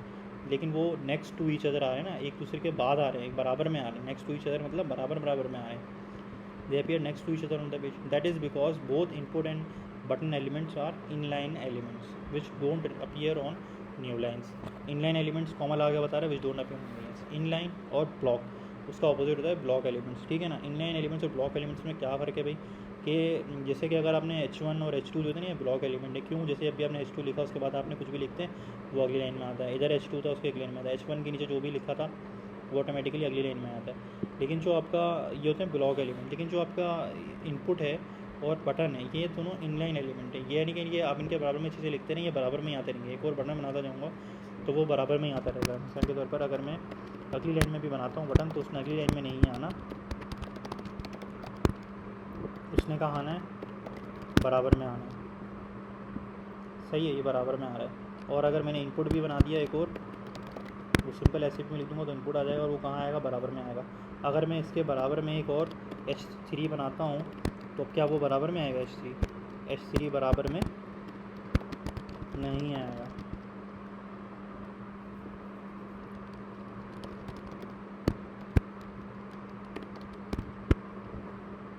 देखें I am a block element, वो H नीचे चला गया। अच्छा, ऐसा लग रहा हो आपको शायद स्पेस ज़्यादा है, मैं खाली ब्लॉक लिख देता हूँ कि अगर इसकी जगह होगी भी तब भी वो अगले लाइन में ही जाएगा, क्योंकि H3 की जो नेचर है, खाली ब्लॉक भी लिखा, उसका नेचर ही उसकी ये है कि उसने अगली लाइन में ही जाना है, ठीक है ना। और इनकी नेचर ये है कि ये बराबर बराबर में ही आते हैं। अब ना ब्लॉक के बाद भी अगर मैं बटन लिखता हूँ ना तो वो भी अगली लाइन में ही आना है, ठीक है ना, क्योंकि वो बेसिकली इसलिए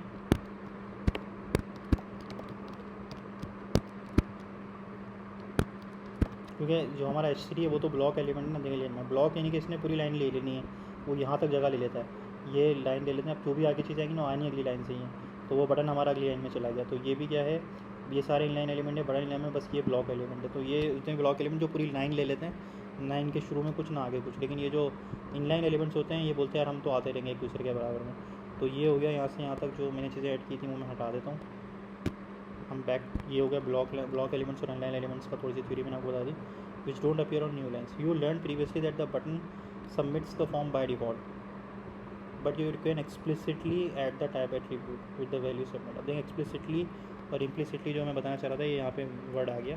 अभी कह रहे हैं कि यूलेंट आपने प्रीवियसली देखा था कि अगर कुछ भी नहीं दिखाया हो बाय डिफ़ॉल्ट जो होता है वो बटन सबमिट का काम करता है, but you can explicitly at the type attribute with the value submit. अब एक्सप्लिसिटली भी बता सकते हैं, यानी कि आप लिख के भी बता सकते हैं, ठीक है ना। Type attribute is equal to submit अगर आप लिख दें, क्योंकि अगर नहीं भी लिखा होगा तो वो इम्प्लाई यही करेगा लिखा हुआ है, वो इम्प्लिसिट है। अगर नहीं लिखा होगा, अगर कुछ आपने लिख के बताइए तो वो एक्सप्लिसिट है, ठीक है ना। आपको type is equal to submit पे जाएगा, ठीक है। टू मेक इट क्लियर, अगर आपने क्लियर भी बताना है, कन्फ्यूजन आ रहा है तो आप लिख दें तो अच्छी बात है। Go ahead and do this to specify where this button should submit the form.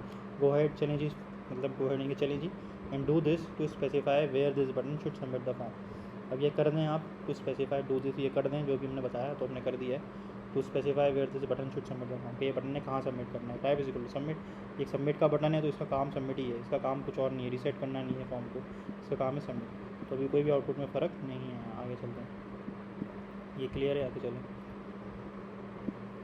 अच्छा जी, you can use video buttons for questions where you want only one answer out of multiple options. अब ये new input type आ रही है basically, यानी कि बताना चाह रहा है एक न्यू इनपुट की किस्म है रेडियो बटन की, ठीक है। इसमें हमने क्या करना है कि इसमें बेसिकली मल्टीपल ऑप्शंस में से कोई एक ऑप्शन हमने सही सेलेक्ट करवाना है, ठीक है।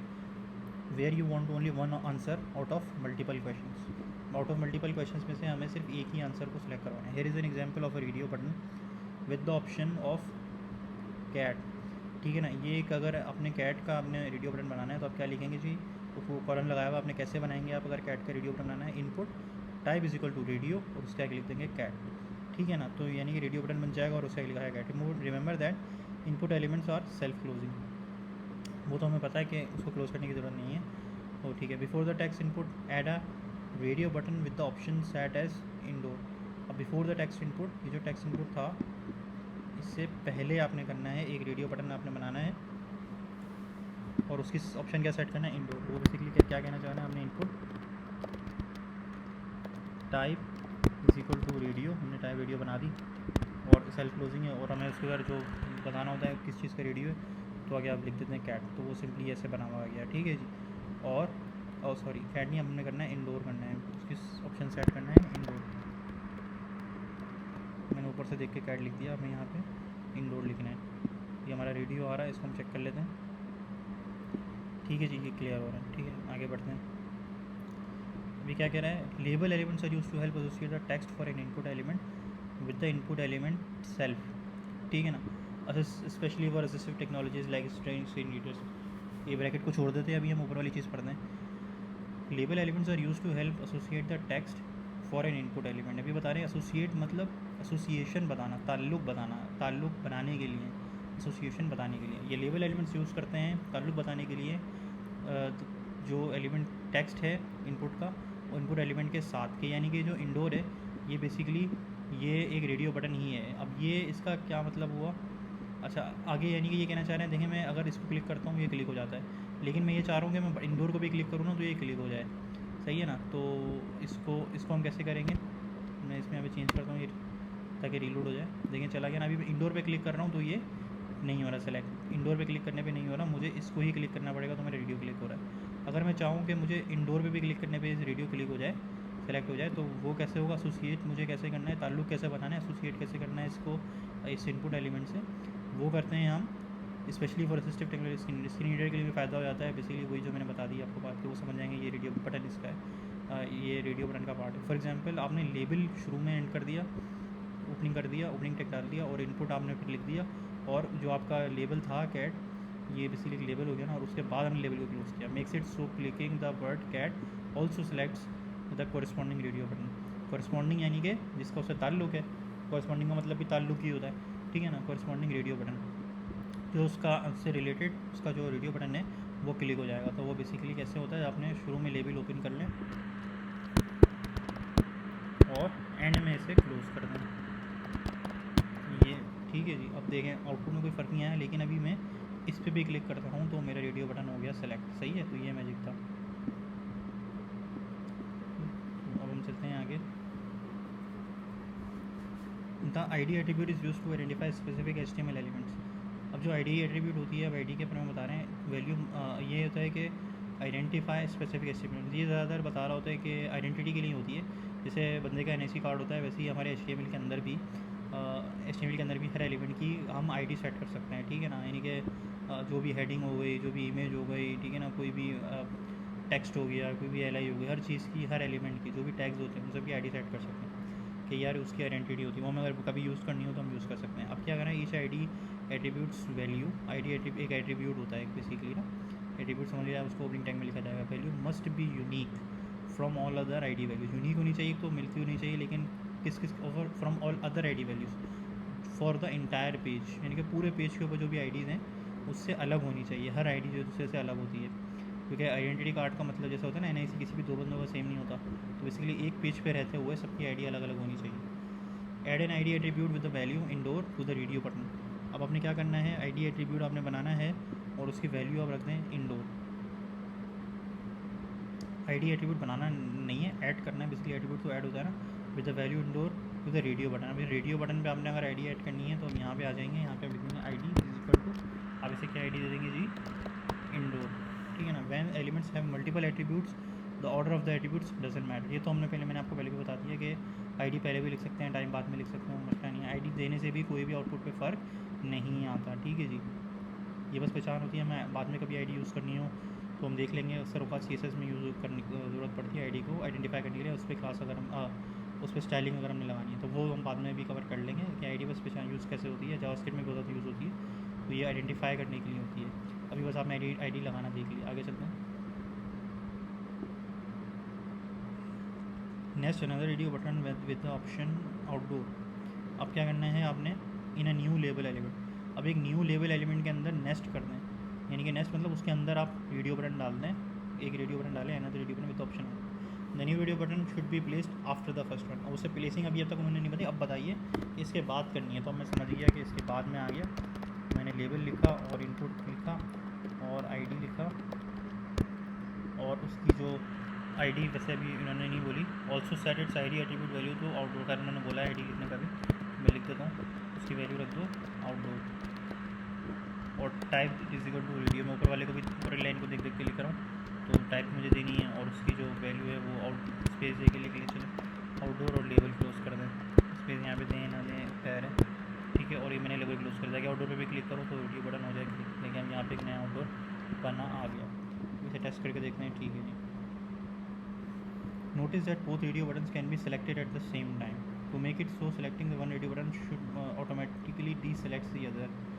To make it so, अब ये कहना चाह रहा है बेसिकली कि अभी तो ये कहना चाह रहा है कि अभी तो मैंने इसको सेलेक्ट किया, इंडोर को हो गया सेलेक्ट, आउटडोर को सेलेक्ट किया, ये भी सेलेक्ट हो गया। रेडियो बटन का बिहेवियर ये होता है कि एक ऑप्शन सेलेक्ट होना चाहिए ना, MCQ होता है ये बेसिकली।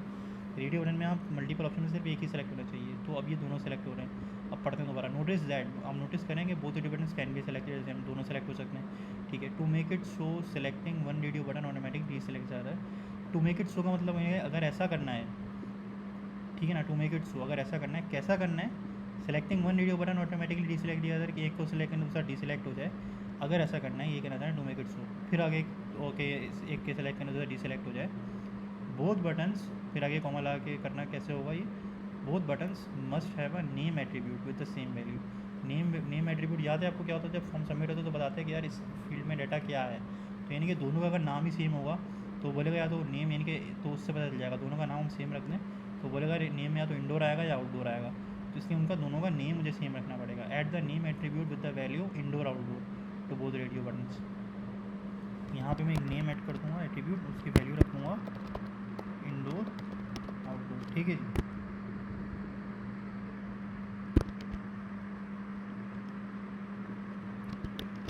अब देखें मैजिक, मैंने इंडोर सेलेक्ट किया, हो गया। आउटडोर सेलेक्ट करा तो दोनों सेलेक्ट हो रहे थे। अभी देखें इसको सेलेक्ट कर रहा हूँ तो वो हट गया, क्योंकि इसमें से जब ये नेम सेलेक्ट होगा, फॉर्म सबमिट होगा, तो समझ जाएगा इंडोर आउटडोर में एक ही वैल्यू होगी ना भाई, या इंडोर होगी या आउटडोर होगी, इसलिए वो ये मैजिक नेम के एट्रीब्यूट्स होता है। रेडियो के बटन में देखें नेम का एट्रीब्यूट बड़ा काम का होता है, ये रेडियो बटन्स में लाजमी ज़रूरी याद रखा करें, ठीक है जी।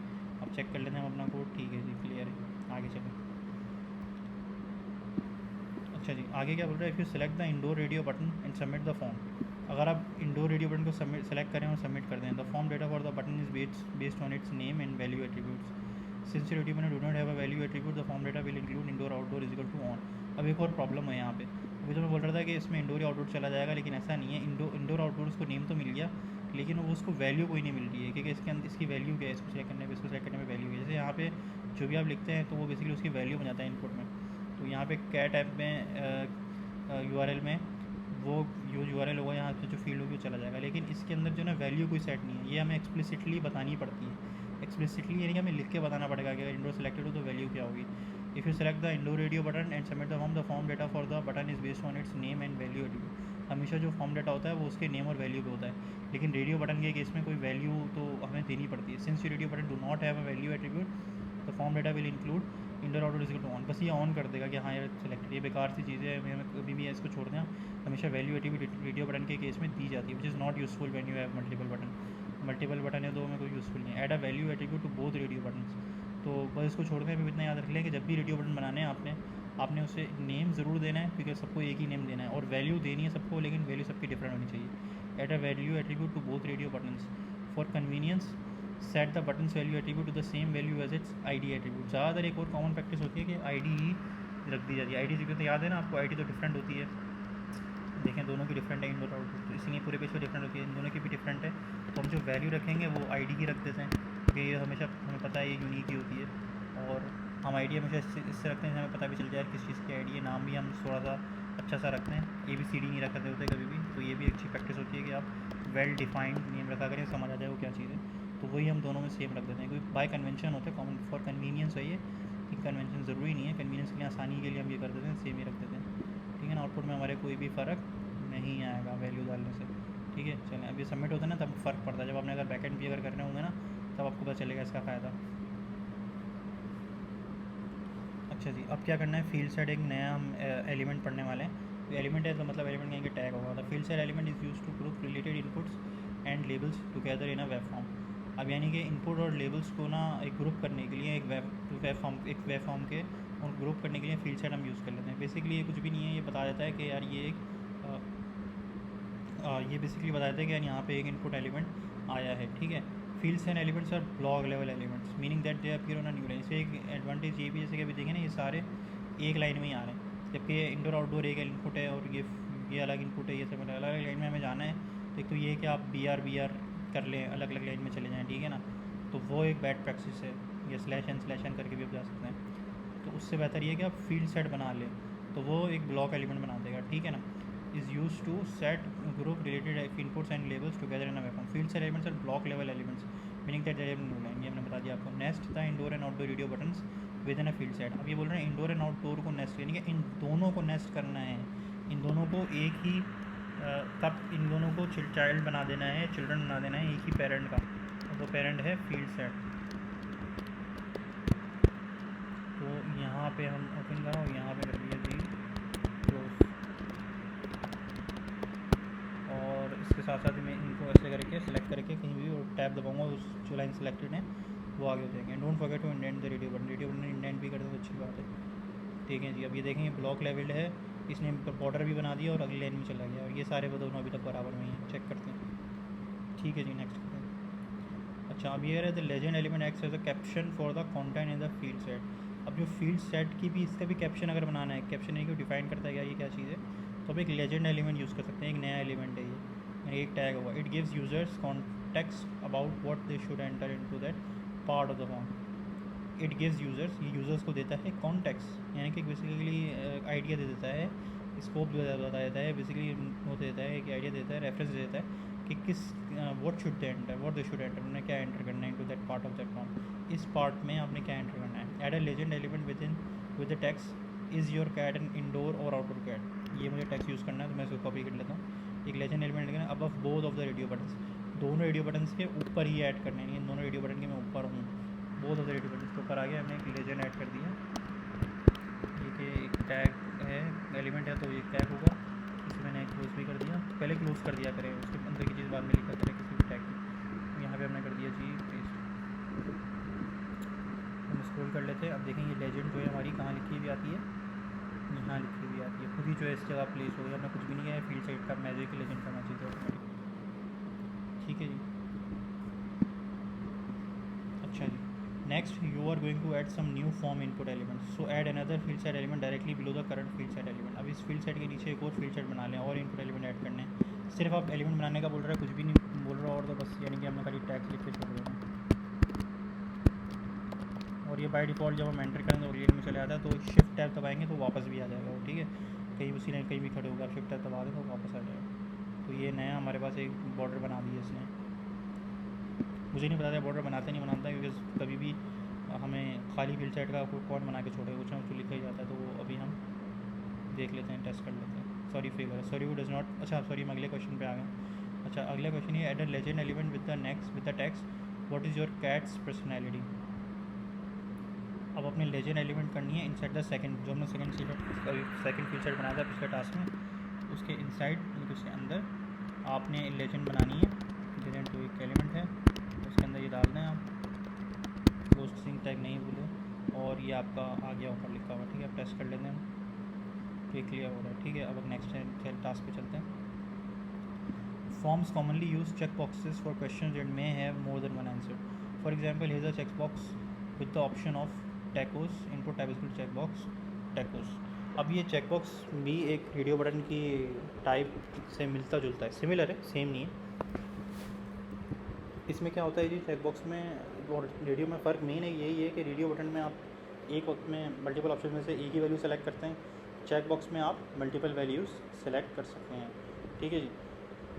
तो हमें क्या करना है इसमें, अब हमने क्या करना है कि forms commonly use check boxes बहुत ज़्यादा कॉमन यूज़ होने वाली चीज़ है, that may have more than one answer. For example here the check box, अब चेक बॉक्स बनाना है तो ये सिंटैक्स होता है, ठीक है, जिसकी वैल्यू होगी टैकोस। अच्छा, under the legend element you just added an input element with it set type attribute set to check box and give it option of loving. अब लेजेंड के अंदर आप बनाएंगे, ठीक है जी, आप एक इनपुट एलिमेंट बना लें जिसकी टाइप होगी चेक बॉक्स,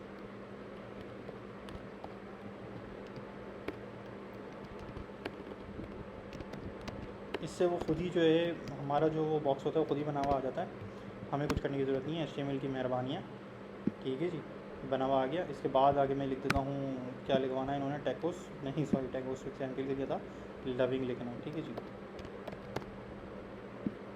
तो ये लविंग लिखा हुआ है, सिंपल एज दैट, इतना सही काम करना है। अभी अंडर द लेजेंड करना था, ठीक है, लुक्स गुड।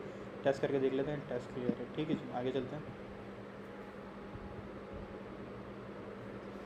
अच्छा आप बोल रहे हैं add an ID attribute with the value loving to the check box input. ID attribute add करते हैं तो इस चेक बॉक्स को आईडी हमने देख लिया था कि आईडी बेसिकली जो है CSS और जावास्क्रिप्ट में यूज़ होती है आइडेंटिफाई करने के लिए किस एलिमेंट पे हमने काम करना है। तो हम आईडी और आईडी पूरे पेज पे डिफरेंट होती है, हम लगा देते हैं इस पर भी आईडी, और हमारे इस पे UI के ऊपर यानी कि हमारे जो आउटपुट आ रहा होता है स्क्रीन के ऊपर कोई फ़र्क नहीं पड़ता। तो अब हम इसको टेस्ट करके देख लेते हैं, ठीक है जी।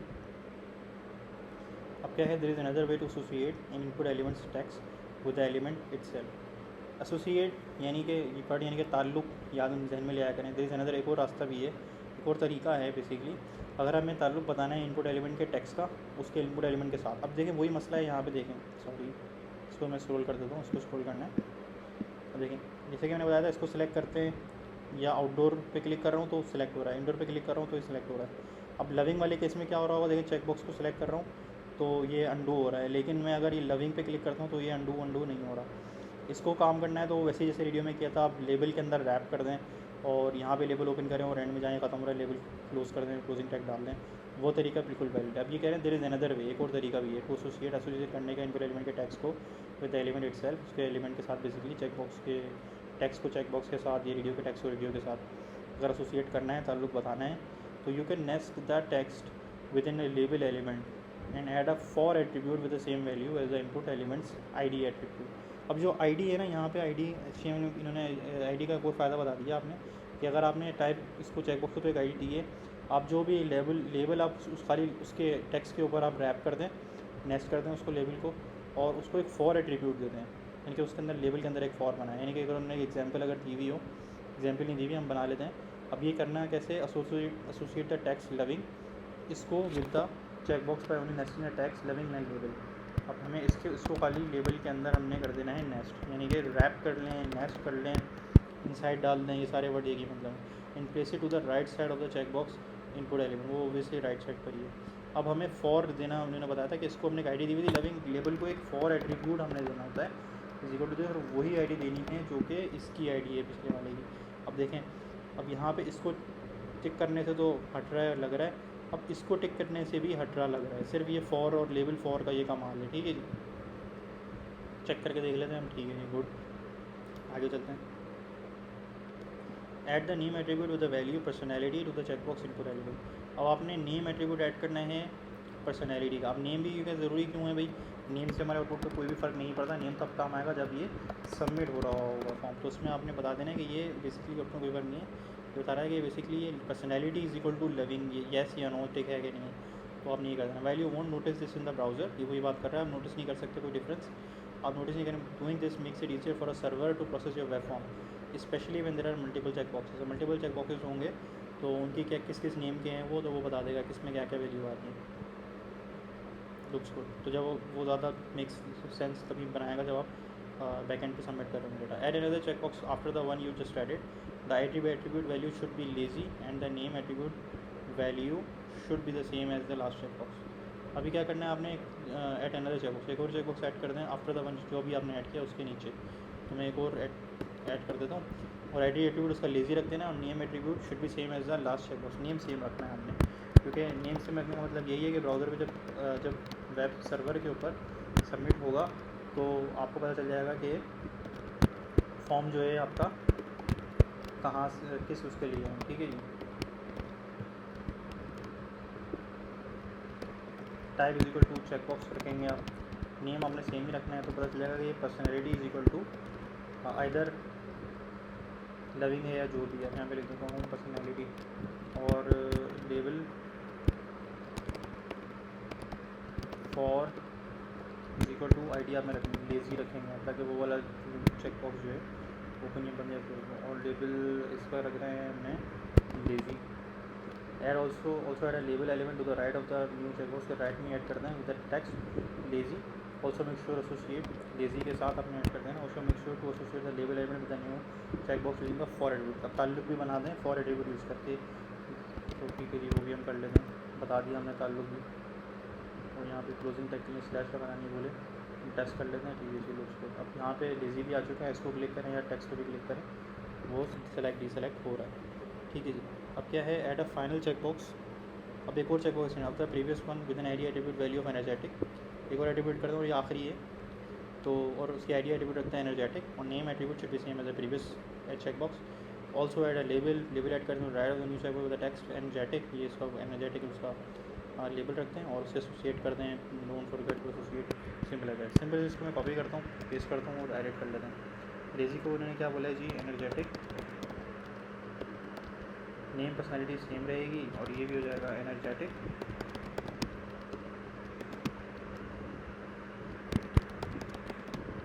और ये हमारे पास जो वैल्यू थी वो थी जो हमें नज़र आ रही होगी नज़र दिखेंगे।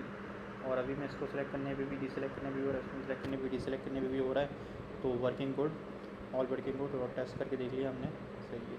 आगे चलते हैं। Like radio buttons form data for selected check boxes are name value attribute pairs. यहाँ पे एक वही मसला आएगा जो रेडियो में आया था कि नेम और वैल्यू। अब वो जो वैल्यू है ना, नेम तो सिर्फ लिया चलो पर्सनैलिटी का है, तो हमें वैल्यू भी तो पता नहीं है कि यार वो उसकी वैल्यू उसमें क्या जाएगी अगर वो कोई भी चेक बॉक्स सेलेक्टेड है। तो like radio form data for selected check boxes are name value attribute pairs, name value pair के फॉर्म में जाता है। While the value attribute is optional, it is best practice to include it with any check boxes और radio button होंगे optional, लेकिन best practice यही है आप डालें ज़रूर। Add a value attribute to each check box for convenience, set each check box value attribute to the same value as its ID attribute. कह रहे हैं आप सबके वैल्यू एट्रीब्यूट डालें और फॉर कन्वीनियंस आने के लिए आईडी ही रख दें, जैसे हमने एटी बटन के केस में भी किया था।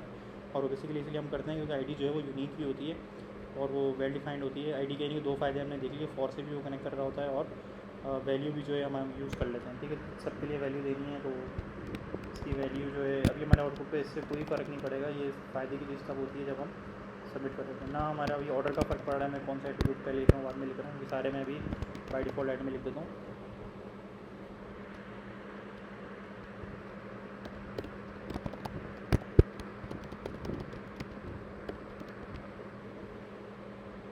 अच्छा जी, फेल हो रहा है, ये बताएं जी क्या मसला है।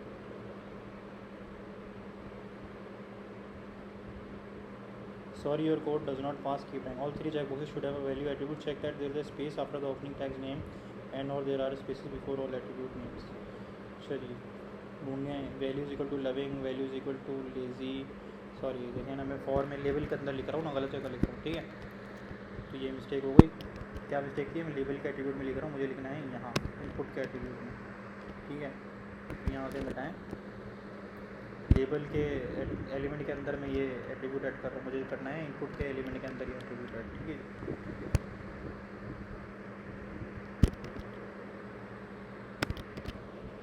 चेक कर लेते हैं जी, ऑल गुड क्लियर हो रहा है। यहाँ पे हमारे पास आउटपुट में कोई फ़र्क नहीं है, ठीक है। आगे चलते हैं। अब हमारे पास क्या है, in order to make a check box checked और यो बटन सिलेक्टेड बाय डिफ़ॉल्ट। अगर हमें बाय डिफ़ॉल्ट का मतलब क्या है, शुरू में ही जब पेज लोड हो रहा है इनमें से कोई एक ऑप्शन और रेडियो का या चेक बॉक्स अगर हमें चाहिए कि वो सिलेक्टेड ही हो इन ऑर्डर टू, यानी कि अगर ऐसा करना हो इन ऑर्डर टू, तो हमें क्या करना है, यू नीड टू कॉमा लगा बताया, you need to add the checked attribute to it. आपने एक एट्रीब्यूट ऐड करना है जिसका नाम है चेक्ड। अब there is only to add set a value to the checked attribute. Similarly जैसे याद हो, अगर आपको रिक्वायर्ड अगर हमने यूज़ किया था उसकी भी कोई वैल्यू नहीं थी, इसी तरीके से चेक की भी कोई वैल्यू नहीं है। आप बस चेक लिख देंगे तो वो उसको टिक हुआ आ जाएगा। अब ये तो सिलेक्ट वीडियो बटन सेलेक्टेड, जो नए चेक बॉक्स सेलेक्ट। इंस्टेड जैसे the word check to the input element, बस वर्ड ऐड करते हैं, कुछ लिखने वैल्यू देने की ज़रूरत नहीं है। इंस्टेड इसके बजाय कि आप कोई वैल्यू दें, just add the word check, ये सिर्फ ये ऐड कर दें to the input element, making sure there is space between it and other attributes, यानी कि उसके दरमियान और दूसरे एट्रीब्यूट्स से, यानी चेक के दरमियान जो है ना बस आगे पीछे स्पेसिंग कर दीजिएगा। तो वहाँ पर ये इनपुट था। तो अब ऑर्डर भी इम्पॉर्टेंट नहीं है, यहाँ पे मैं स्पेस देकर लिख लूँ CHEC के ED एंड में भी स्पेस देते हैं ना भी दें खैर। अब देखें यहाँ पे मैजिक क्या हुआ। अब करना क्या है, ये make the first radio button and the first check box selected by default. अभी मैंने किसमें लिख दिया, मैंने इंस्ट्रक्शन तो पढ़ी नहीं, मैंने खैर बाय डिफ़ॉल्ट मैंने पहले रेडियो बटन को सिलेक्ट कर दिया था, तो सेलेक्ट आ रहा है, गुड है। अब मुझे इसको सेलेक्ट नहीं करना, मुझे बेसिकली इसको पहले चेक बॉक्स को सिलेक्ट करना। तो मैं यहाँ आता हूँ आई इनपुट और यहाँ पे मैं लिख देता हूँ चेक। इनपुट के एलिमेंट के अंदर आपने लिखना है, बस ये ख्याल रखिएगा, किसी लेवल में कहीं लिख दूँगा, ये भी चेक हो गया, ठीक है। बाय डिफ़ॉल्ट चेक कर लेते हैं हम अपना कोड सही है कि नहीं, ठीक है जी, ऑल गुड। आगे चलते हैं। Now you will add a footer section two the page. अब हम ऐड करेंगे footer section after the main element, add a footer element. अब मेन एलिमेंट के नीचे आपने फुटर, अब ये भी क्या है, सिमेंटिक टैग है। फुटर भी जिसने आपको शुरू में मुझे बताया था, मेन हो गया, फुटर हो गया, ये सारे होते हैं। सेक्शन भी हमने पढ़ा था, वो भी सिमेंटिक टैग है। अब ये खाली एलिमेंट ऐड करने का बोल रहा है, यानी कि हमारे आउटपुट पे स्क्रीन पे कोई फ़र्क नहीं पड़ेगा, ठीक है। शिफ्ट टैप भी कर दें, पीछे आ जाएगा, ठीक है। तो इससे क्या है होता है कि बस ये बता रहा है कि हमारा फुटर यानी कि एंड का कंटेंट शुरू हो रहा है, स्क्रीन रीडर्स वगैरह के लिए हेल्पफुल है। तो इसलिए हम ये सिमेंटिक टैग और स्क्रीन कोड रीडेबिलिटी के लिए भी अच्छा है। अगर आप पढ़ रहे हो, कोई और पढ़ रहा हो तो उस पर लगेगा अच्छा फुटर का कोड यहाँ पे शुरू हो रहा है, एंड की चीज़ें उसे कुछ डीबग करना है, कुछ अपडेट करना है, तो जब आप कोड रीडिंग कर रहे हो तो भी आसानी होती है, खुल जाता है। अगले टास्क पे चलते हैं। Next P element with text, no copyright. ये टेक्स्ट हमें तो कॉपी कर लेते हैं, इसमें कोई टेक्स्ट दिया था, ठीक है। नेक्स्ट कर दें। नेक्स्ट का मतलब क्या है जी, उसके अंदर उसका बच्चा बनाना है, पेरेंटल रिलेशनशिप बनानी है, आप पेस्ट कर दें और P को क्लोज कर दें, ठीक है, within the footer element. अब देखें कि नॉर्मल P की तरह ही आ रही है, कोई no difference, no fancy difference. हम टेस्ट करके देख लेते हैं, ठीक है जी, क्लियर हो गया। आगे चलते मेक द टेक्स्ट से देखें, हमारा सो फार ये हमने बनाना था, तो हम देखें ये बन गया है तकरीबन, ये भी चीज़ें आ रही हैं, ये भी चीज़ें आ रही हैं। हम यहाँ तक, यहाँ हो गया मेरा ख्याल से, ये एक लिंक रह गया, ठीक है जी।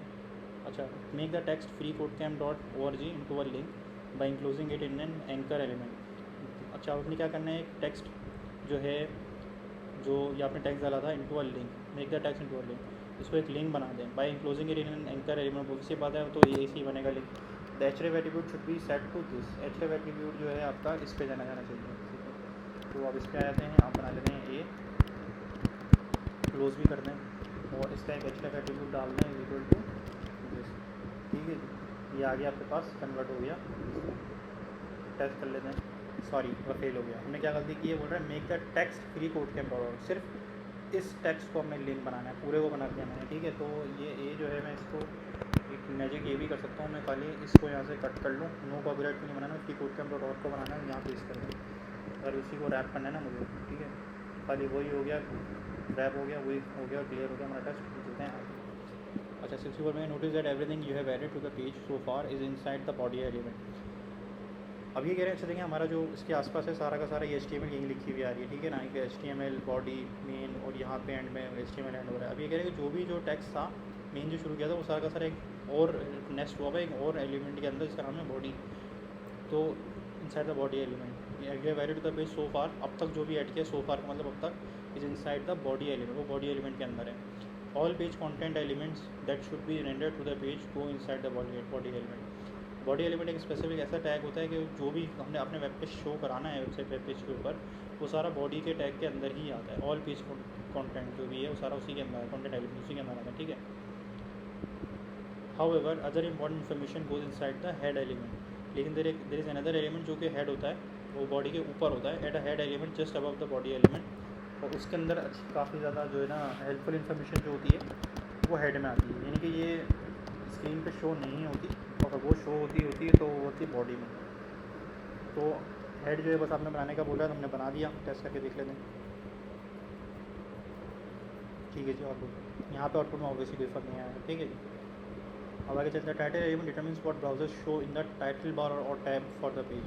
देखिए ये है आपका टाइटल, यहाँ शो है लर्न HTML बाय बिल्डिंग का कैट है, कैट फोटो है, तो ये होता है टाइटल आपका। अगर वो आपने टाइटल बताना है तो अपने टाइटल एलिमेंट आपने बनाना है, नेक्स्ट कर देना है उसे हेड के अंदर, तो हमने हेड के अंदर आए, हेड हमारा पेरेंट बन जाएगा और टाइटल उसका चाइल्ड बनेगा, और उसके अंदर हमने टेक्स्ट क्या रख देना है, टारगेट टास्क है आपका add title element within that head, within यानी कि उसके अंदर, यानी कि उसके अंदर आना है आपने, नेक्स्ट करना है आपने यूजिंग द टेक्स्ट बिलो, ये टेक्स्ट आपने जो नीचे दिया हुआ है ये टेक्स्ट आपने यूज़ कर लिया, तो ये टेक्स्ट हमने यूज़ कर लिया, ऑल लुक्स गुड। अब यहाँ पे इसका हमें बस चेक नहीं कर सकते, वेरीफाई नहीं कर सकते, लेकिन वो टाइटल बेसिकली जो जब वेब पेज पे चल रहा होगा तो फिर यहाँ लिखा हुआ आ रहा होगा, ठीक है।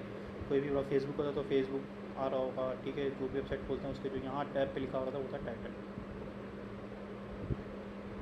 अब ये है notice that entire content of the page are nested within an HTML element.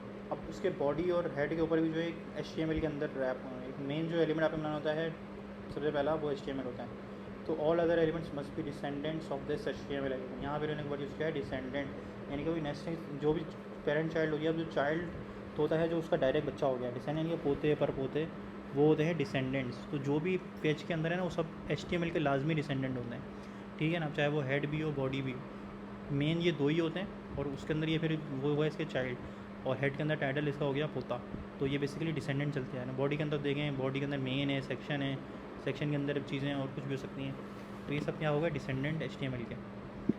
Eight the lang, अब ये टास्क क्या है आपका, add the lang attribute with the value EN। अब एक एट्रीब्यूट बनाना है, एक ओपनिंग टैग के अंदर कुछ लिखना है और उसकी वैल्यू हो जाएगी EN to specify that the language of the page is English. अब ये बाय कन्वेंशन आप लिख देते हैं कि ये बेसिकली उसके लिए आसानी हो जाती है ब्राउज़र के लिए कि यार ये अच्छा इंग्लिश में पेज है। स्क्रीन रीडर्स वगैरह के लिए वो प्रिपेयर हो जाते हैं कि यार ये दिखाना ही नहीं दिखाना, उनको जो भी काम करना होता है, ठीक है, तो ये इसके लिए होता है।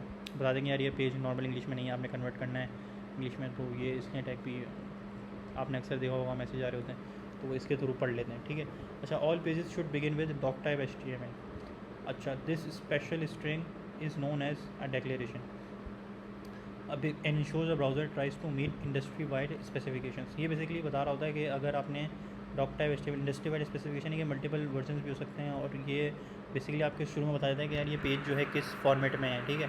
तो इम्प्लिसिट अगर नहीं लिखा हो तो वो इम्प्लिसिटली समझ जाता है HTML में ही है, लेकिन आप एक्सप्लिसिटली भी लिख दें तो उसको कोई कन्फ्यूजन नहीं होती, पता चल जाता है हाँ यही है ब्राउज़र को जब रेंडर कर रहा होता है, तो इसलिए आप ये लिख देते हैं, ठीक है। टू कंप्लीट दिस प्रोजेक्ट, अच्छा लास्ट टास्क है हमारा, so at this declaration as the first line of the code. ये first line of the code आप लिखते हैं, तो और भी एक्सेबल वगैरह फॉर्मेट भी है तो वो पहले पढ़ता है फिर एरर देता है, यार सोचेगा ब्राउज़र, इसलिए इससे पहले बेहतर है कि आप बता देंगे HTML है, तो उसमें नथिंग फैंसी, कोई पेज पे डिफरेंस नहीं आता। बाय कन्वेंशन ये हम लिख रहे होते हैं हर मरतबा, तो ये हमने लिख दिया, हम टेस्ट करके देख लेते हैं, ठीक है जी, all good. Submit and go to next challenge. अच्छा, ये अब हमारा वो हो गया, स्टेप 1 आ गया, पहला टास्क है तब ये पॉपुलर गया है, तो अभी हम यहाँ पे लेते हैं ब्रेक। तो ये आपका पहला हो गया प्रोजेक्ट, हम इसको वेरीफाई भी कर लेते हैं कि ये बेसिकली हमने ये पूरा पेज बना लिया था यहाँ तक, ये भी हमने लगा लिए, लिंक्स लगा लिए। अब हम अपने बैक आके रीलोड करते हैं इसे, ये सारे टास्क हैं हमारे, ठीक है जी। ये सारे सिलेक्टेड आ गए हैं, ये 37 और 40 सिलेक्टेड नहीं है। आई थिंक कि हमने ये भी किए हैं, नॉट श्योर कि क्या इशू है। हाँ ये भी सारे हमने किए हैं, कोई ग्लिच होगा, नो प्रॉब्लम। ये आप कर लीजिएगा। 67 तक हमारे हो गए। अब हम यहाँ पे शुरू करके बाय कैफ़े मेन्यू, ये हम इसको इंशाल्लाह नेक्स्ट वीडियो में कवर करते हैं। So see you in the next video.